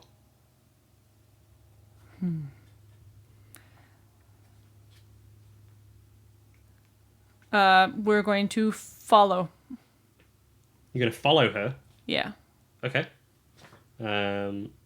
So you open the door into the room, and you find like a lavish-looking bedchamber, possibly like a guest bedroom, but all the furnishings have decayed with age. It's covered with dust and cobwebs, and the banshee is there, kind of like you open the door and she looks at you like, Yeah. it's like backed into the corner, like no. Yeah. Okay. Okay. So what are you gonna do then?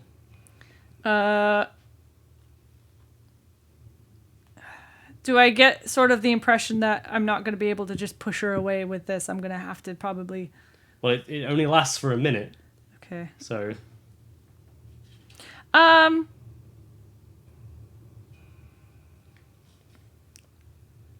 going to tell Quinn to...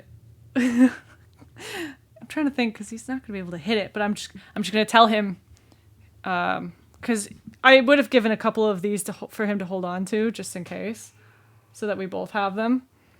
And I'm gonna tell him to be ready, and I'm gonna guiding bolt her. Okay. What level? I suppose I could cast it at 2nd level. How many 2nd level slots do I have? Just double checking real quick. You're Sorry. 4th level, so you should have 2, I think. I have 3. So Bloody hell. So I'm going to go to my actions. I'm going to cast Guiding Bolt at 2nd level.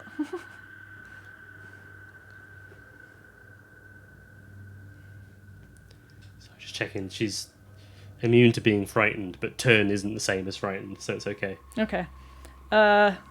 So make a ranged spell attack. Yeah. Natural 20. Are you kidding me? Hey, it's on camera this time. Oh my god. Okay, so what's a level 2 guiding bolt? Well, 5d6. So radiant. that's 10d6. Okay. You're just gonna obliterate her in one shot. Where's my oh. Okay. Do you want more? There's loads in there. Just you may as if you got an opportunity to roll a fistful of dice doesn't come very often. You should do it. Okay. 10. What the fuck? Okay, so that's. Oh my god! Yeah, I'm just gonna roll all of these. Look at this! Look at this! Okay, that's not... God. Okay, so that's 3, 6, 8, 10, 16, 19, 22, 27. 27 damage. 27 radiant You damage. reach out and you just boosh! As this you Kamehameha wave. Me gone! 27, yeah? Yeah. And then the next attack roll has advantage. Yeah, you basically blow a chunk out of her body. Even though she's a spectral form, there's just a massive gaping hole that's kind of glistening with radiant energy from Morden. She's just like, ah! What have you done? My beautiful body! She's not beautiful. I was gonna say, what kind of voice? Also, yeah, apparently she's Vorthri. Yeah, man. Oh, my sin eaters! Apparently, Durabel's not having any of this. She's just not taking any of her shit whatsoever. It's Quinn's turn. Yeah, I don't have anything to do on my bonus action. Yeah, Quinn. I told him to be ready, so he's gonna swing his sword at it, okay. Even though it's a bit like it's a ghost, but okay. It's a spooky ghost. He gets advantage on this. Yes. So 18 plus 7 to hits. hit. Yeah, and then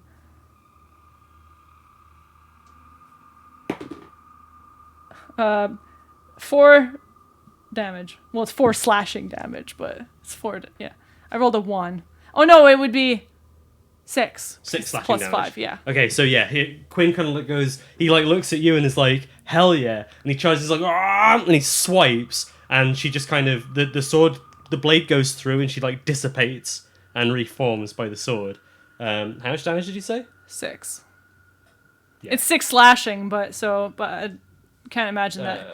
I imagine she can't be hurt by slashing that much. She can, but it's it doesn't seem. Yeah. He kind of swings through her, and then when it doesn't have the desired effect, he just kind of looks at her and goes, "Did you just tell me to swing my sword at a ghost?" I did. What the fuck? Are you doing this on purpose to make me look bad? Yes. She says. What the fuck? Okay, it's now her turn. Which means, yeah, she's hostile again. She's gonna kind of look down at this gaping. It's not even gaping. It's like you've just used the delete tool on part of her. Like that guy from Black Clover. What's his name? Langris? It's Langris, isn't Yeah. it? Yeah, his magic is the delete button. Yeah.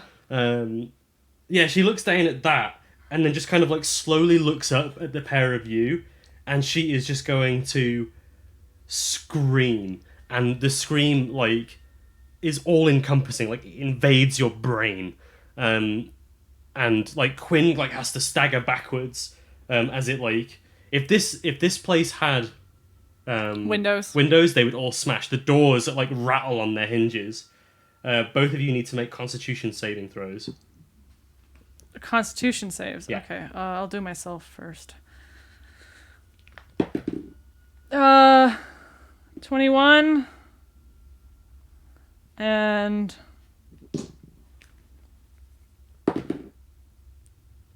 I'm re-rolling that because we remembered that he's a halfling. And I'm going to re-roll it, but I have to take whatever it is, which is much better. Okay. So, yeah, 21 and 22. Okay, you're both fine. You both don't immediately drop to 0 hit points. Oh, fuck. It's like this compelling... It almost feels like your soul is being ripped out of your body. Oh, fuck. It's so horrible. But it still fucking hurts. Oh, God. Your ears bleed. And you both take... 15 points of psychic damage. Well, Durabelle is down.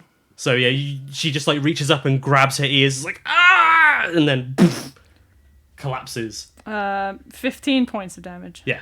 Oh, fuck. Okay. 15 points of psychic damage. Yeah, Quinn isn't doing well either. Okay. It's now Belle's turn. Make a death saving throw. It's a 13. She's fine. Yeah.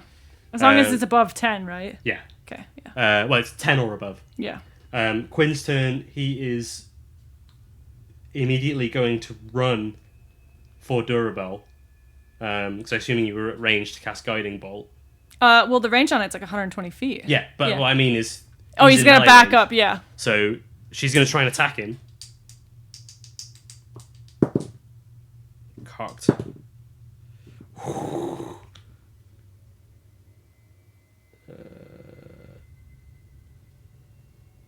23 to hit. That hits.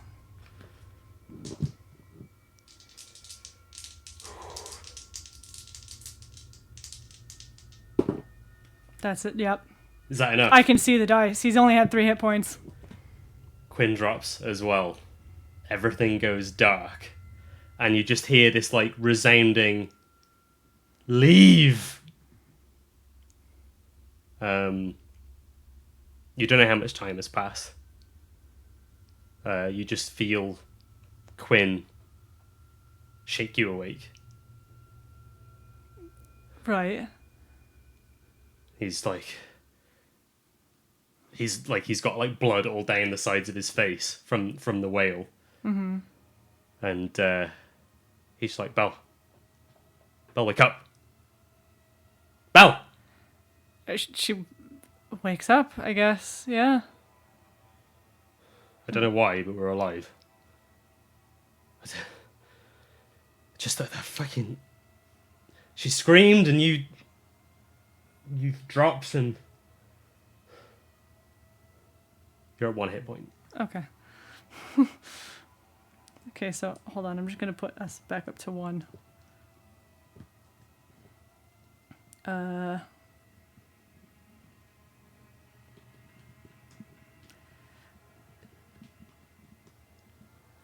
Durabelle is going to groan and she's going to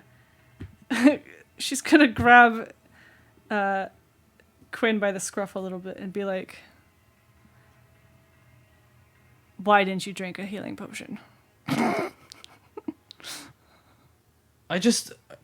You fell. I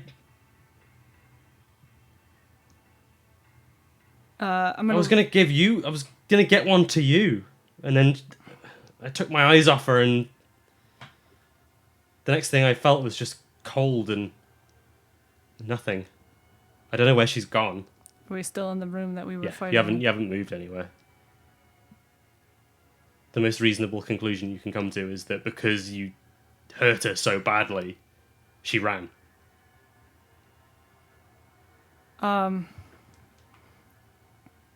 am going to, maybe with Quinn's assistance, if he would like, I'm going to get up to my feet. And I'm going to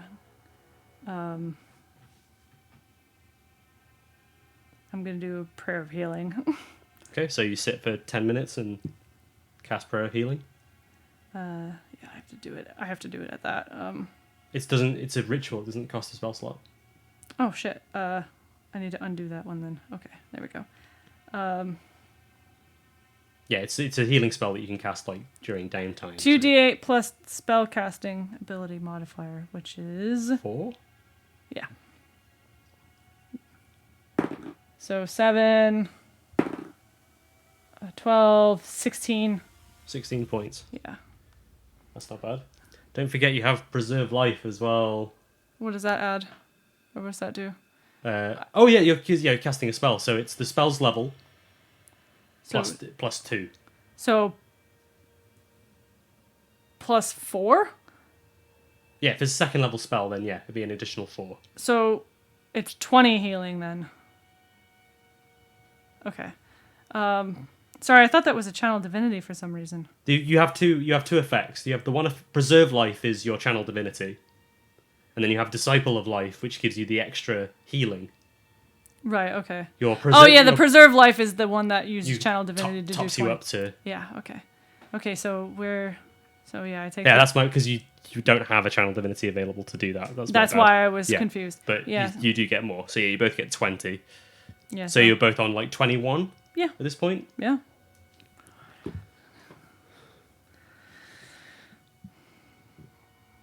But I know she said leave, but she made a fucking mistake by letting us live. Whether she's still here or not, I guess, depends on how strong her grip on this place is. We are doing much better. She might have fled deeper in, and maybe it was hoping that time would see us off or something. We should probably finish what we started. Right. Okay, so where are we? You are in. So yeah, you're in the bed chamber. So you kind of groggily make your way back out into the hallway. There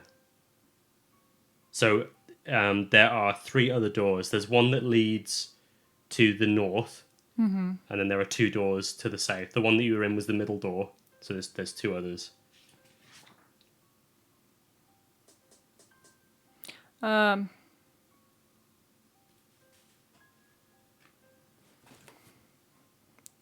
go that way, I guess. Okay. I'm trying to think of it in my head, so I guess we'll go that way. Towards the end of the hallway. Yeah. Yeah. Okay. So you open the door, and you find a stone-framed bed with a mouldy mattress standing in the middle of the room, covered in dust and cobwebs, set into the south wall. Okay. There's a soot-stained fireplace set in the south wall. But it doesn't really look like there's anything noteworthy in here. Not without poking around a bit more, no. Yeah, we'll have a look around. Okay. Go ahead and make a perception check, and Quinn can help you if you want. Yes. I think my perception is +4. So 16. 16. Okay, so yeah, you look around, and you make your way over to the fireplace area, and you see something out of the corner of your eye, and as you kind of like tilt your head a little bit, you can see kind of, it's difficult to see because of the soot, because this is like a used fireplace.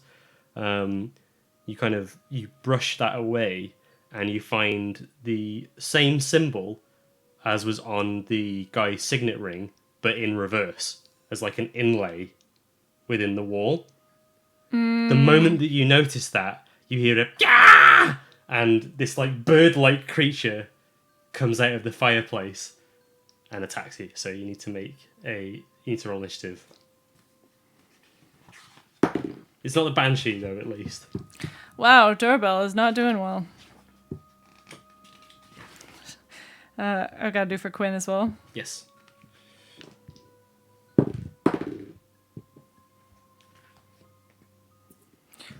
Okay. Okay. What did Belle get?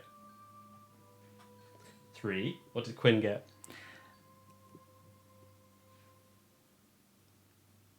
7. Use your words. 7.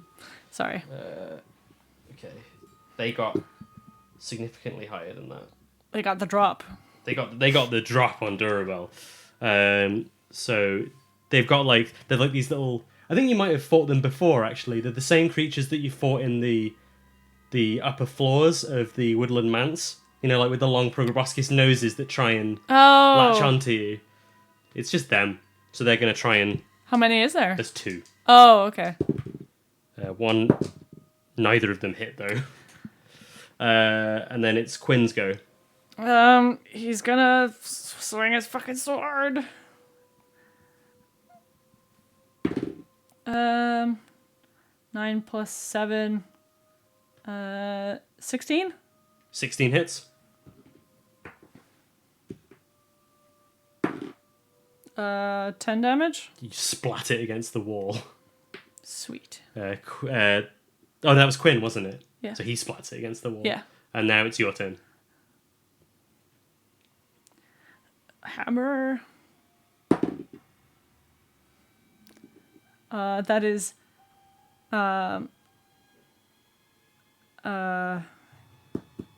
14. 14 hits, just.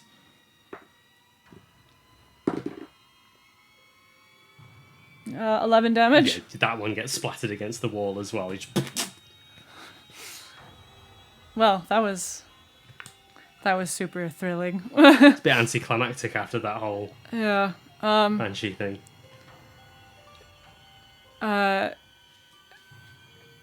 Quinn, Yo, when we head back, we have to make a point of grabbing the ring off that body. oh, I took it. Can I borrow it? Sure. I take it, and can I push it in the thing? Yeah. So you push it into the thing, and you hear a click, and it swings open, revealing a what looks like an empty room, but you can see kind of in the grayscale vision in the darkness a massive iron chest with clawed feet. Yeah. Is it chained to the floor? It is changed. Well, no, it's not, but it's very heavy looking. Sorry, I was making a Dark Souls reference. Oh, okay. It's got the same impression on it, as in like it requires the ring in order to open it.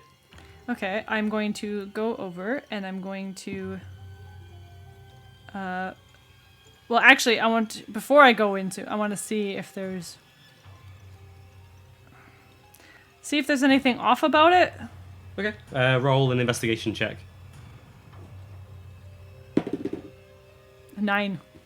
Nothing seems untoward to you. I'm going to cautiously press the ring into the. Okay. It just like springs open, And then I die. and you see inside a helmet and a pair of gauntlets. The helmet looks pretty. Both of them look quite imposing. I will pick them up. Okay. They are definitely magical. The gauntlets in particular, you're like, I don't know what this is, but holy shit. Okay, well, don't have time to do it. Worry about it now. Put it in the bag. Yeah. Maybe I'll give them to Quinn to hold on to. Be like, hold these. Okay. Put these in your bag, and you know. Ooh. And then we will close the chest and leave the room. Okay. So you leave the room. I Make your way back out into the hallway. Can I close it? Yeah, you can. Okay. Yeah, I'll close it and give him the ring back, Mhm. as he's the one who, you know. And then I will make my way back. And then there was one other door we hadn't gone through, right? There's 2. So there's one on the other end of this hallway, and then there's one kind of at the far end that leads deeper into the keep. We'll check the one that's closer first before going deeper. So you check in there, and there is a it's a bath. Yeah, there's a stone carved tub filled with gnawed dwarven bones. But other than that, it's empty. Oh, okay. Just leave then. So you make your way into the next room along. It's an empty hallway, and the northern part you would have assumed would connect it to the kind of backside of the area appears to have been collapsed by some sort of earthquake. So there is only one option, which is a double door that leads to the east. We will go check it. Okay, you. I see. I'm getting confused by the layout of this building.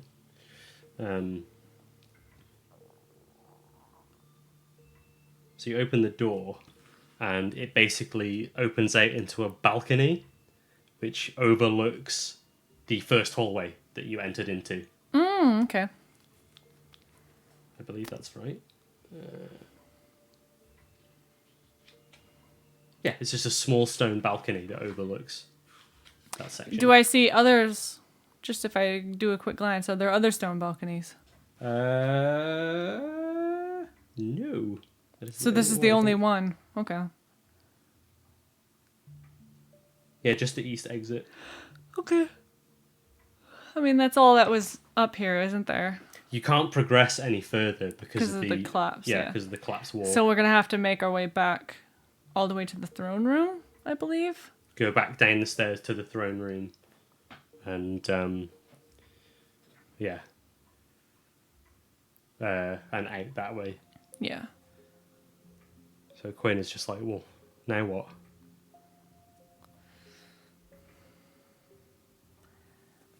I mean,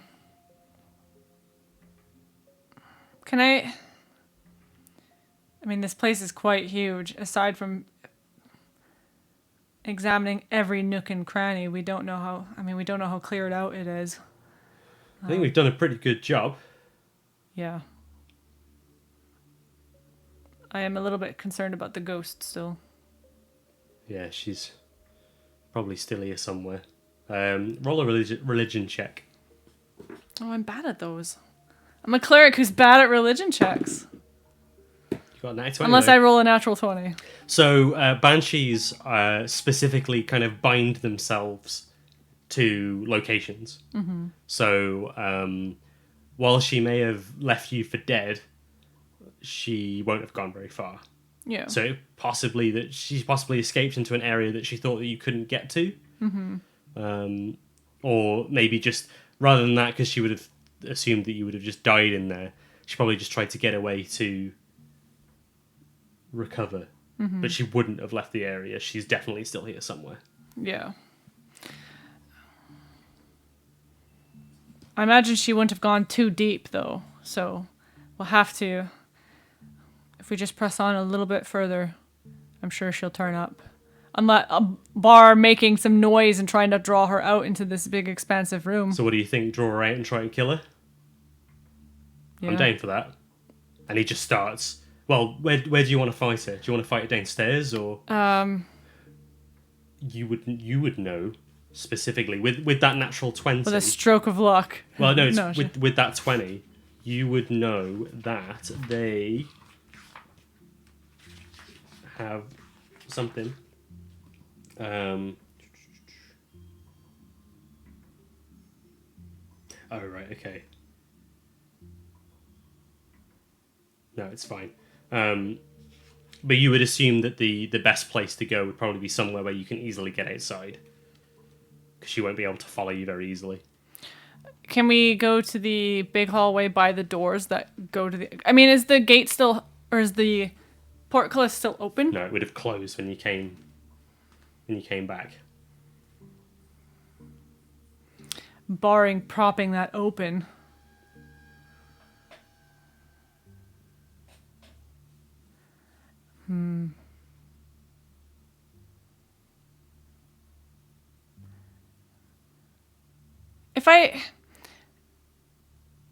We're gonna go over to where the mechanism is, and I want to see if there's any way that we can rig it to hold open. Yeah, okay. At least hold it open enough, like that we could get under it. Make a strength check with advantage. An athletics check with advantage. With Quinn's help.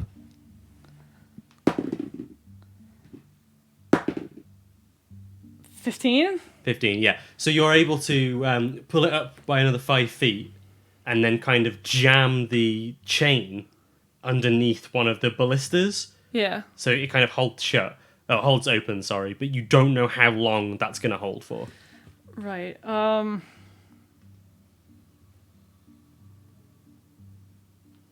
Sorry. I'm just thinking we could, I know she's a ghost, but we could maybe rig up one of these and points to the ballista.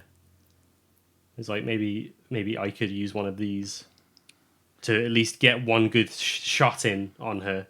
I could send another bolt at her too to help with the damage. Yeah. Yeah, let's do that. We're Okay. gonna try and rig up one of these bad boys. Okay. So you do that. So Quinn would have to stay on the side with that. And then if you wanted to move out somewhere to lure her, Yeah. you can certainly do that.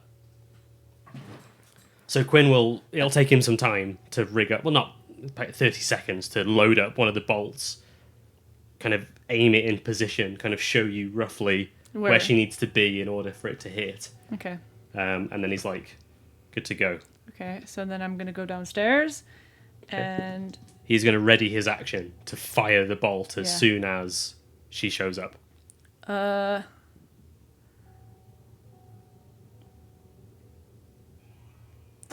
just gonna shout out to the Banshee.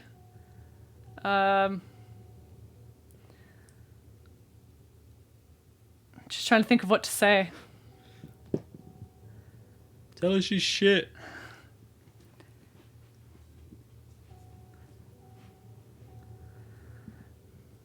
Sorry, it's all the dead air. The pressure's on me.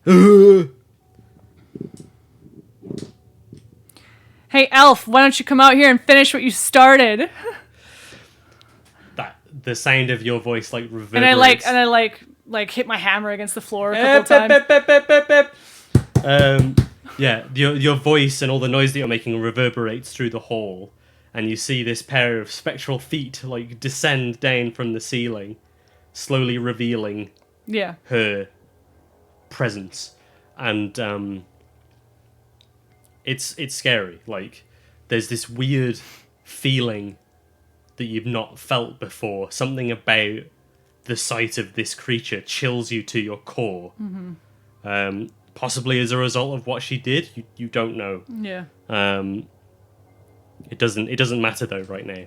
And she just says, I told you to leave! I will not be so merciful this time! And it's initiative. Let's go. Quinn is going to fire the bolt off immediately. Okay. So he's going to do that first, and then we'll roll initiative. Okay, So so what do I roll? Do I just roll the 20, or... You roll initiative. Oh. Quinn's firing the bolt. Oh, are you doing the bolt firing? Oh, yeah, sorry. Yeah, That's what I was asking. Oh, yeah, I've done it. Okay. Sorry, yeah, that was... I don't know why I did that. I think we both rolled 17, though. Yeah. So it doesn't matter. You take that as initiative. Yeah. I'll take that instead. Okay, so Durabelle's initiative is 19. So that hit. Go ahead and roll 3d10 for me.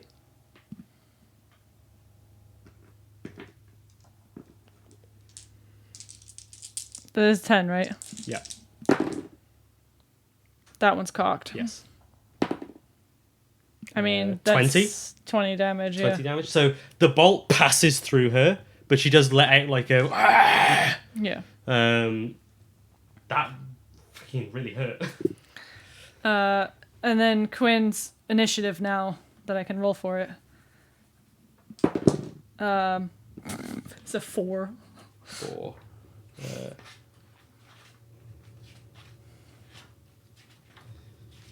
That's fine. She got...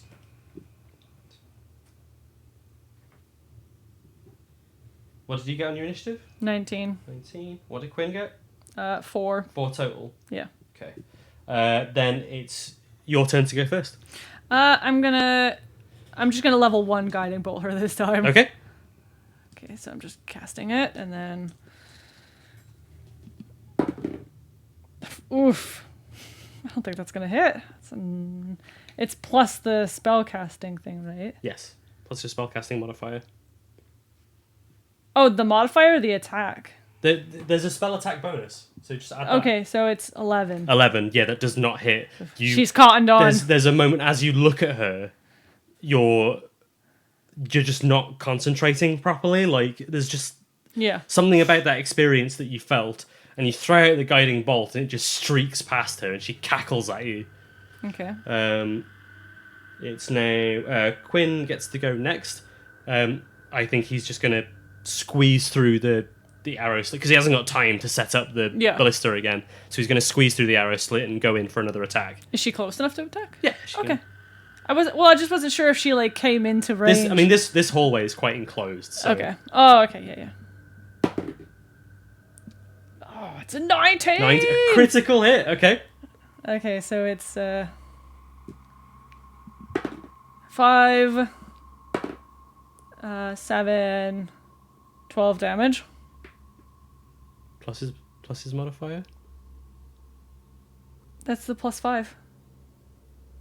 But you rolled 2 dice. You rolled a 5 and a 7. So it's 12. Yeah.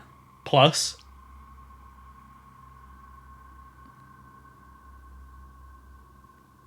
What? I'm confused now.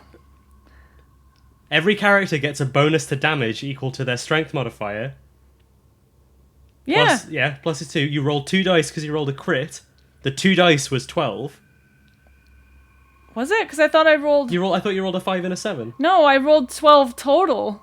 Right, okay. That's why I was confused, because I had already calculated... I added that in, so it was 12 damage, yeah. So, it passes through her like before. No, I rolled a 2 on the die, which was 7. From here, it looked like a 5. My apologies. It's okay.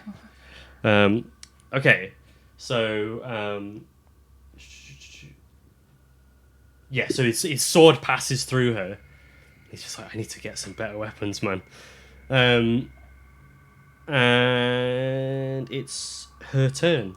So she's going to lock eyes with you and just go, and she's going to try and grab you with her corrupting touch. Oh God. It is a nasty attack. But it doesn't hit. That is a 7. Nope. I get that one good hit in, and then it all goes to shit. It's your turn.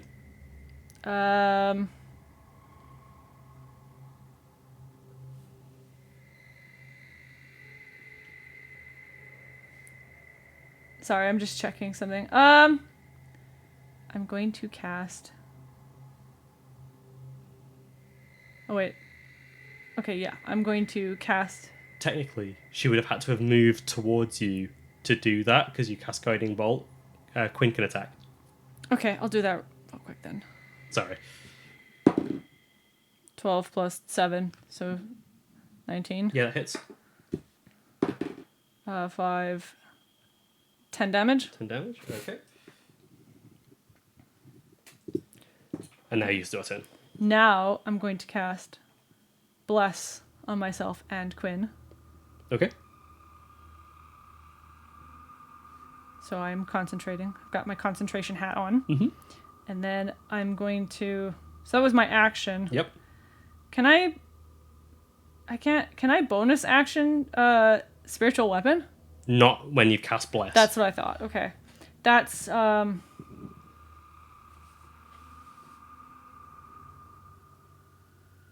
fine because I'm concentrating on that now. So yeah, that's it. That's me. Okay. It's Quinn's turn then. He's gonna come in to attack with his sword. Okay, so yeah, he charges. He thinks might as well. He's like, Durabelle's just like, it's doing her form something. is like fraying at the sides. Yeah, and Durabelle's like, it's doing something. Just keep doing it. 20. Yeah, that 22. hits. Yeah. 10 damage. 10 damage. She's not looking good. She's just kind of.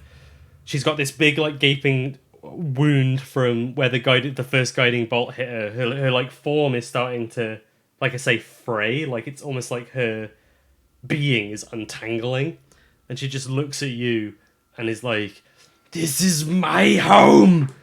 And reaches out and tries to hit you with a withering touch. Okay. That is going to hit. That is a 22. Yeah, hits, yeah. You suffer as you feel the life being drained away. Big damage. 14 points of necrotic damage. Okay. Actually, no, it's 16 points of necrotic damage. As she kind of... You feel like her hand reach into your chest, like her incorporeal hand reaches in and like grabs you by the heart. Oh, God. And you just feel your entire body go cold. Oof. Okay. It's now your turn, as she's kind of like locked in with you.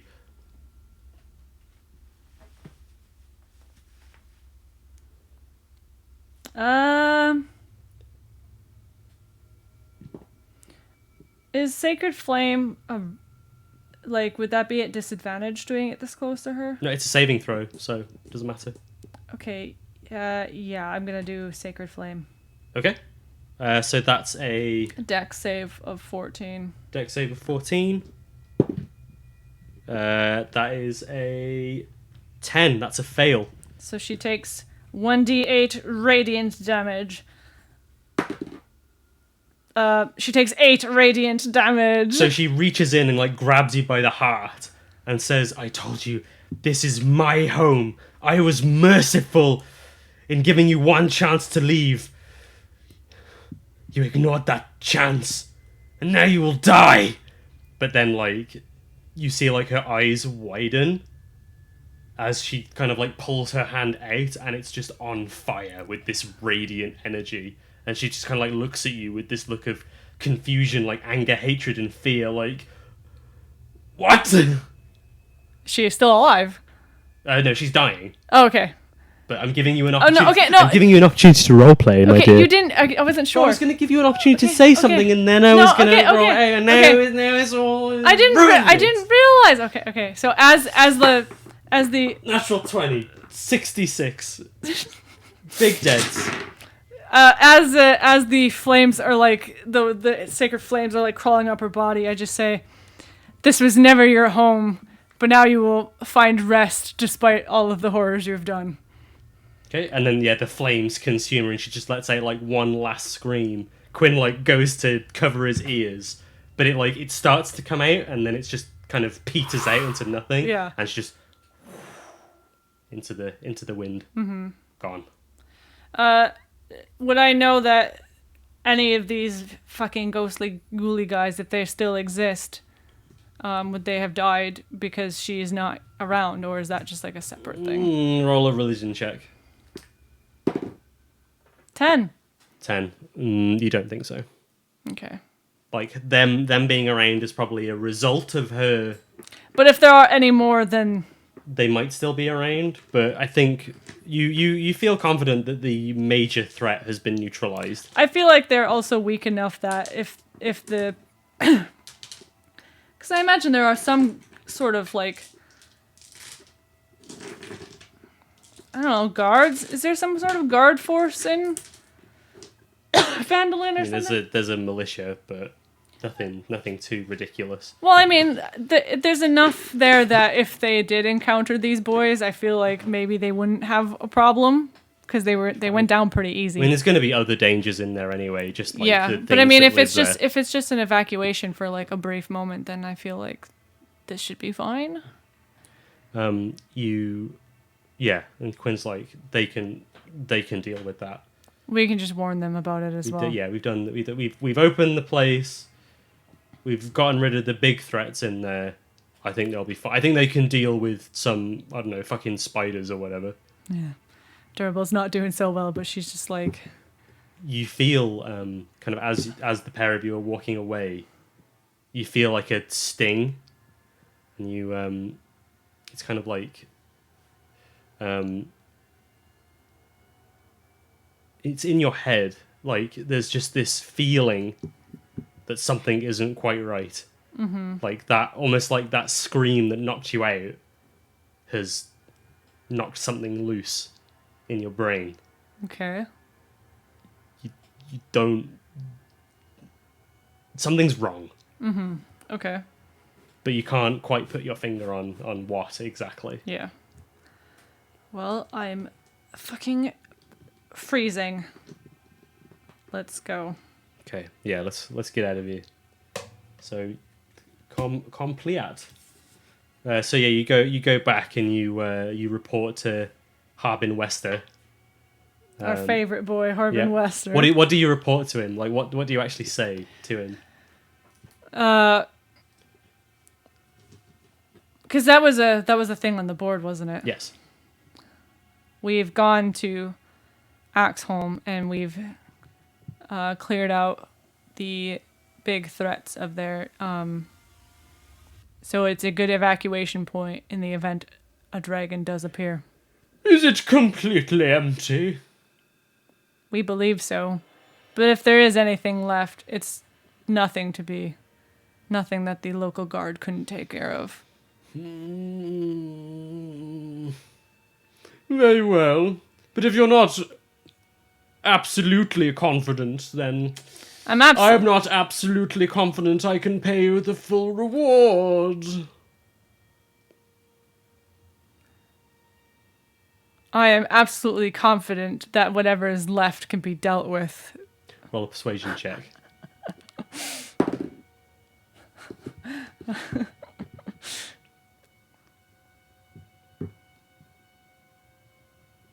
No, it's 14. 14.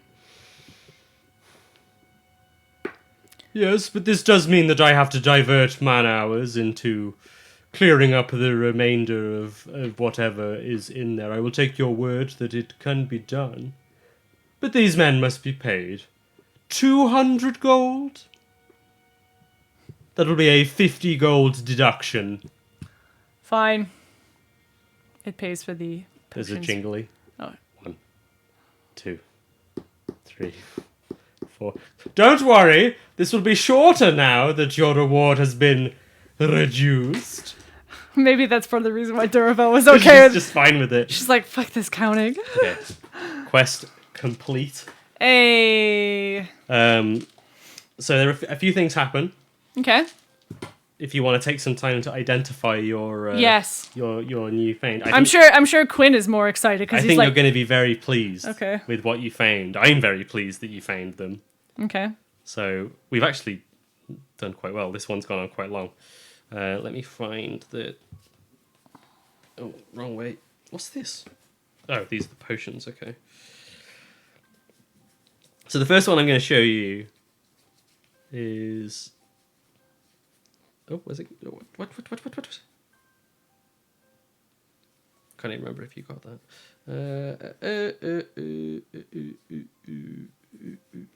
Where's it gone?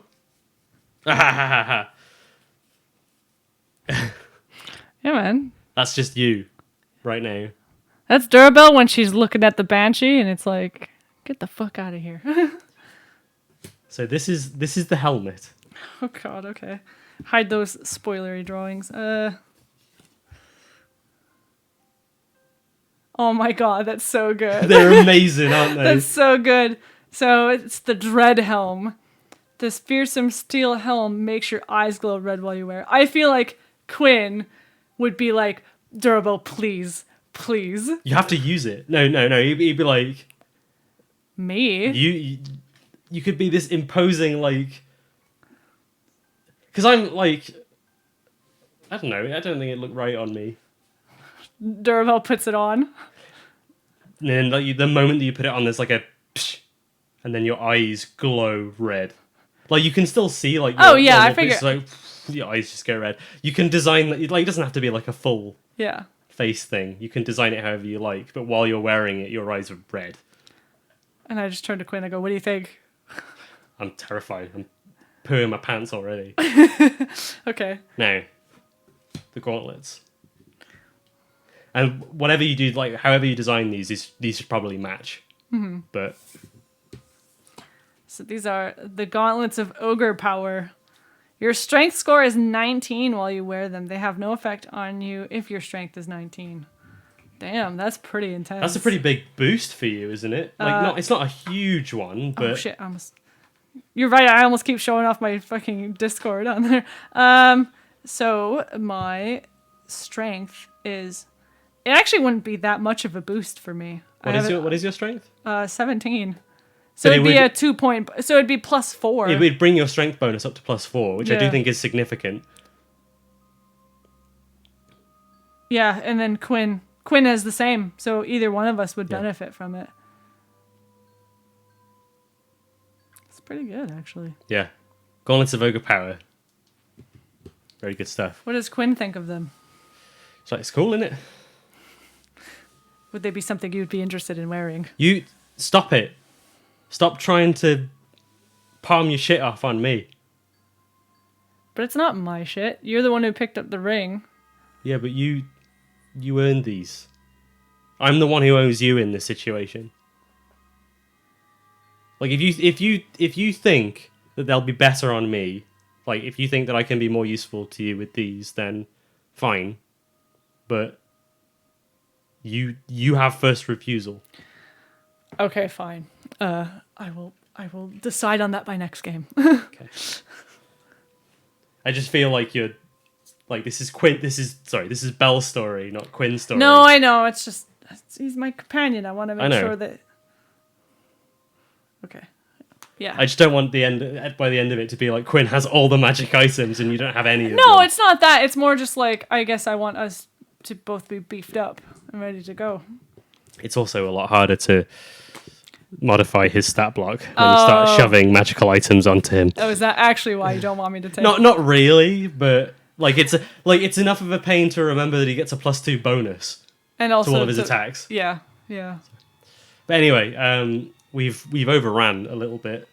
As we but always then again, do. I don't think we've overrun as much as the last game. But that's did. because we had a gas down. We had a guess, and it of... was a bit of a long slog. Also, guess who's level 5 now? I'm level 5. Do you want to go ahead and roll your hit dice? I do. Can you... Oh, no, I can do it on here. Manage levels. I can't remember what you get. You get 3rd level spells. Power! Oh my god. Yeah, man, I'm gonna roll... Level 3 Guiding Bolt. Level 3 nat 20 guiding bolt. Oh, what's my... Okay, so I need to bump this up to 5. So, And then I put just the flat dice roll into this, right? yes. Okay. You just plug that bit in. I'm just waiting for it to load, so... Okay, so it is a D8, okay. Oh, nice! Oh, dude! Okay, so 16 plus 8 is 24. Yes. Sorry. Okay. Nice. Oh man, 39 HP! A lot of stuff is going to happen now as well, because your proficiency bonus goes up. Okay, I think Quinn gets an extra attack as well. Okay, where is it? I've got Destroy Undead. Yeah, man. Lesser Undead, just... Wait, I didn't... Oh, did I put both my ability score improvements in Wisdom? If they both say Wisdom, then yes, that's Yes. what you would have done. Okay, yeah. So I've got Destroy Undead now. Yeah, that would have been useful for this. Oh wait, no, it only works on... Yeah, it only works on Baby Undead. Yeah. I think that would have worked on the ghouls, though. That's fine. And then yeah, you've got some 5th level spells that you can prepare. Oh man. So you'll have a couple already because of your domain. So if you go into 3rd, I always have Beacon of Hope, apparently. yeah, Beacon of Hope is good. Revivify, hell yeah. That's it. Yeah. But then you can prepare some other stuff as well, and like some of the spells I can you have access to. I can learn one more prepared spell, or can I change some of my prepared spells? Yeah, you can chop and change your prepared spells at will. Okay. Daylight is very powerful. Daylight would have been very useful against the Banshee. Yeah. Dispel magic, always good. Glyph of warding, oh my god. Mass healing word. Oh. You could just learn Spirit Guardians. Spirit Guardians is really good as well. Spirit Guardians. I will pick that for next. Yeah, awesome. So yeah, you had another dice with death today. Yeah. That wasn't good. Yeah, I've already decided what effect that's going to have. Great. Oh, did you really think I was just going to let you off? No, of course not. I'm just being dramatic. Yeah. My thing is, I think I mentioned this last time when the shit happened at the Woodland Manse, is if you just die, then that's a really shit story. It was what did we call it? We called it a consequence. Yeah, Remember, instead of dying, you get a consequence. Yeah. Like, I mean, obviously, I don't want you to think that you're invincible and just do like stupid shit. Like, if you die for a stupid reason, then I'd be like, nah, that's on you. Mm-hmm. Whereas that was don't just start playing Neko Atsume when we're wrapping up our stream. What the fuck, man? I clicked it on accident. I'm sorry. I don't believe you. I did. Anyway, before we have another domestic, I hope you enjoyed this session. There will be ramifications to her actions both in game and out of game. Yeah, you're gonna beat me up after this. No, you would kick my ass. But yeah, I hope you will join us next week. For those of you in the stream, we'll probably stick around for maybe like 10-20 minutes just for a quick wrap up before we start getting ready to go to bed, because I've been up very late the past few days. And you have work tomorrow. And I have work. I'm back to work tomorrow. So yeah, I hope you'll join us again. Thank you very much and take care. Bye-bye. Bye-bye.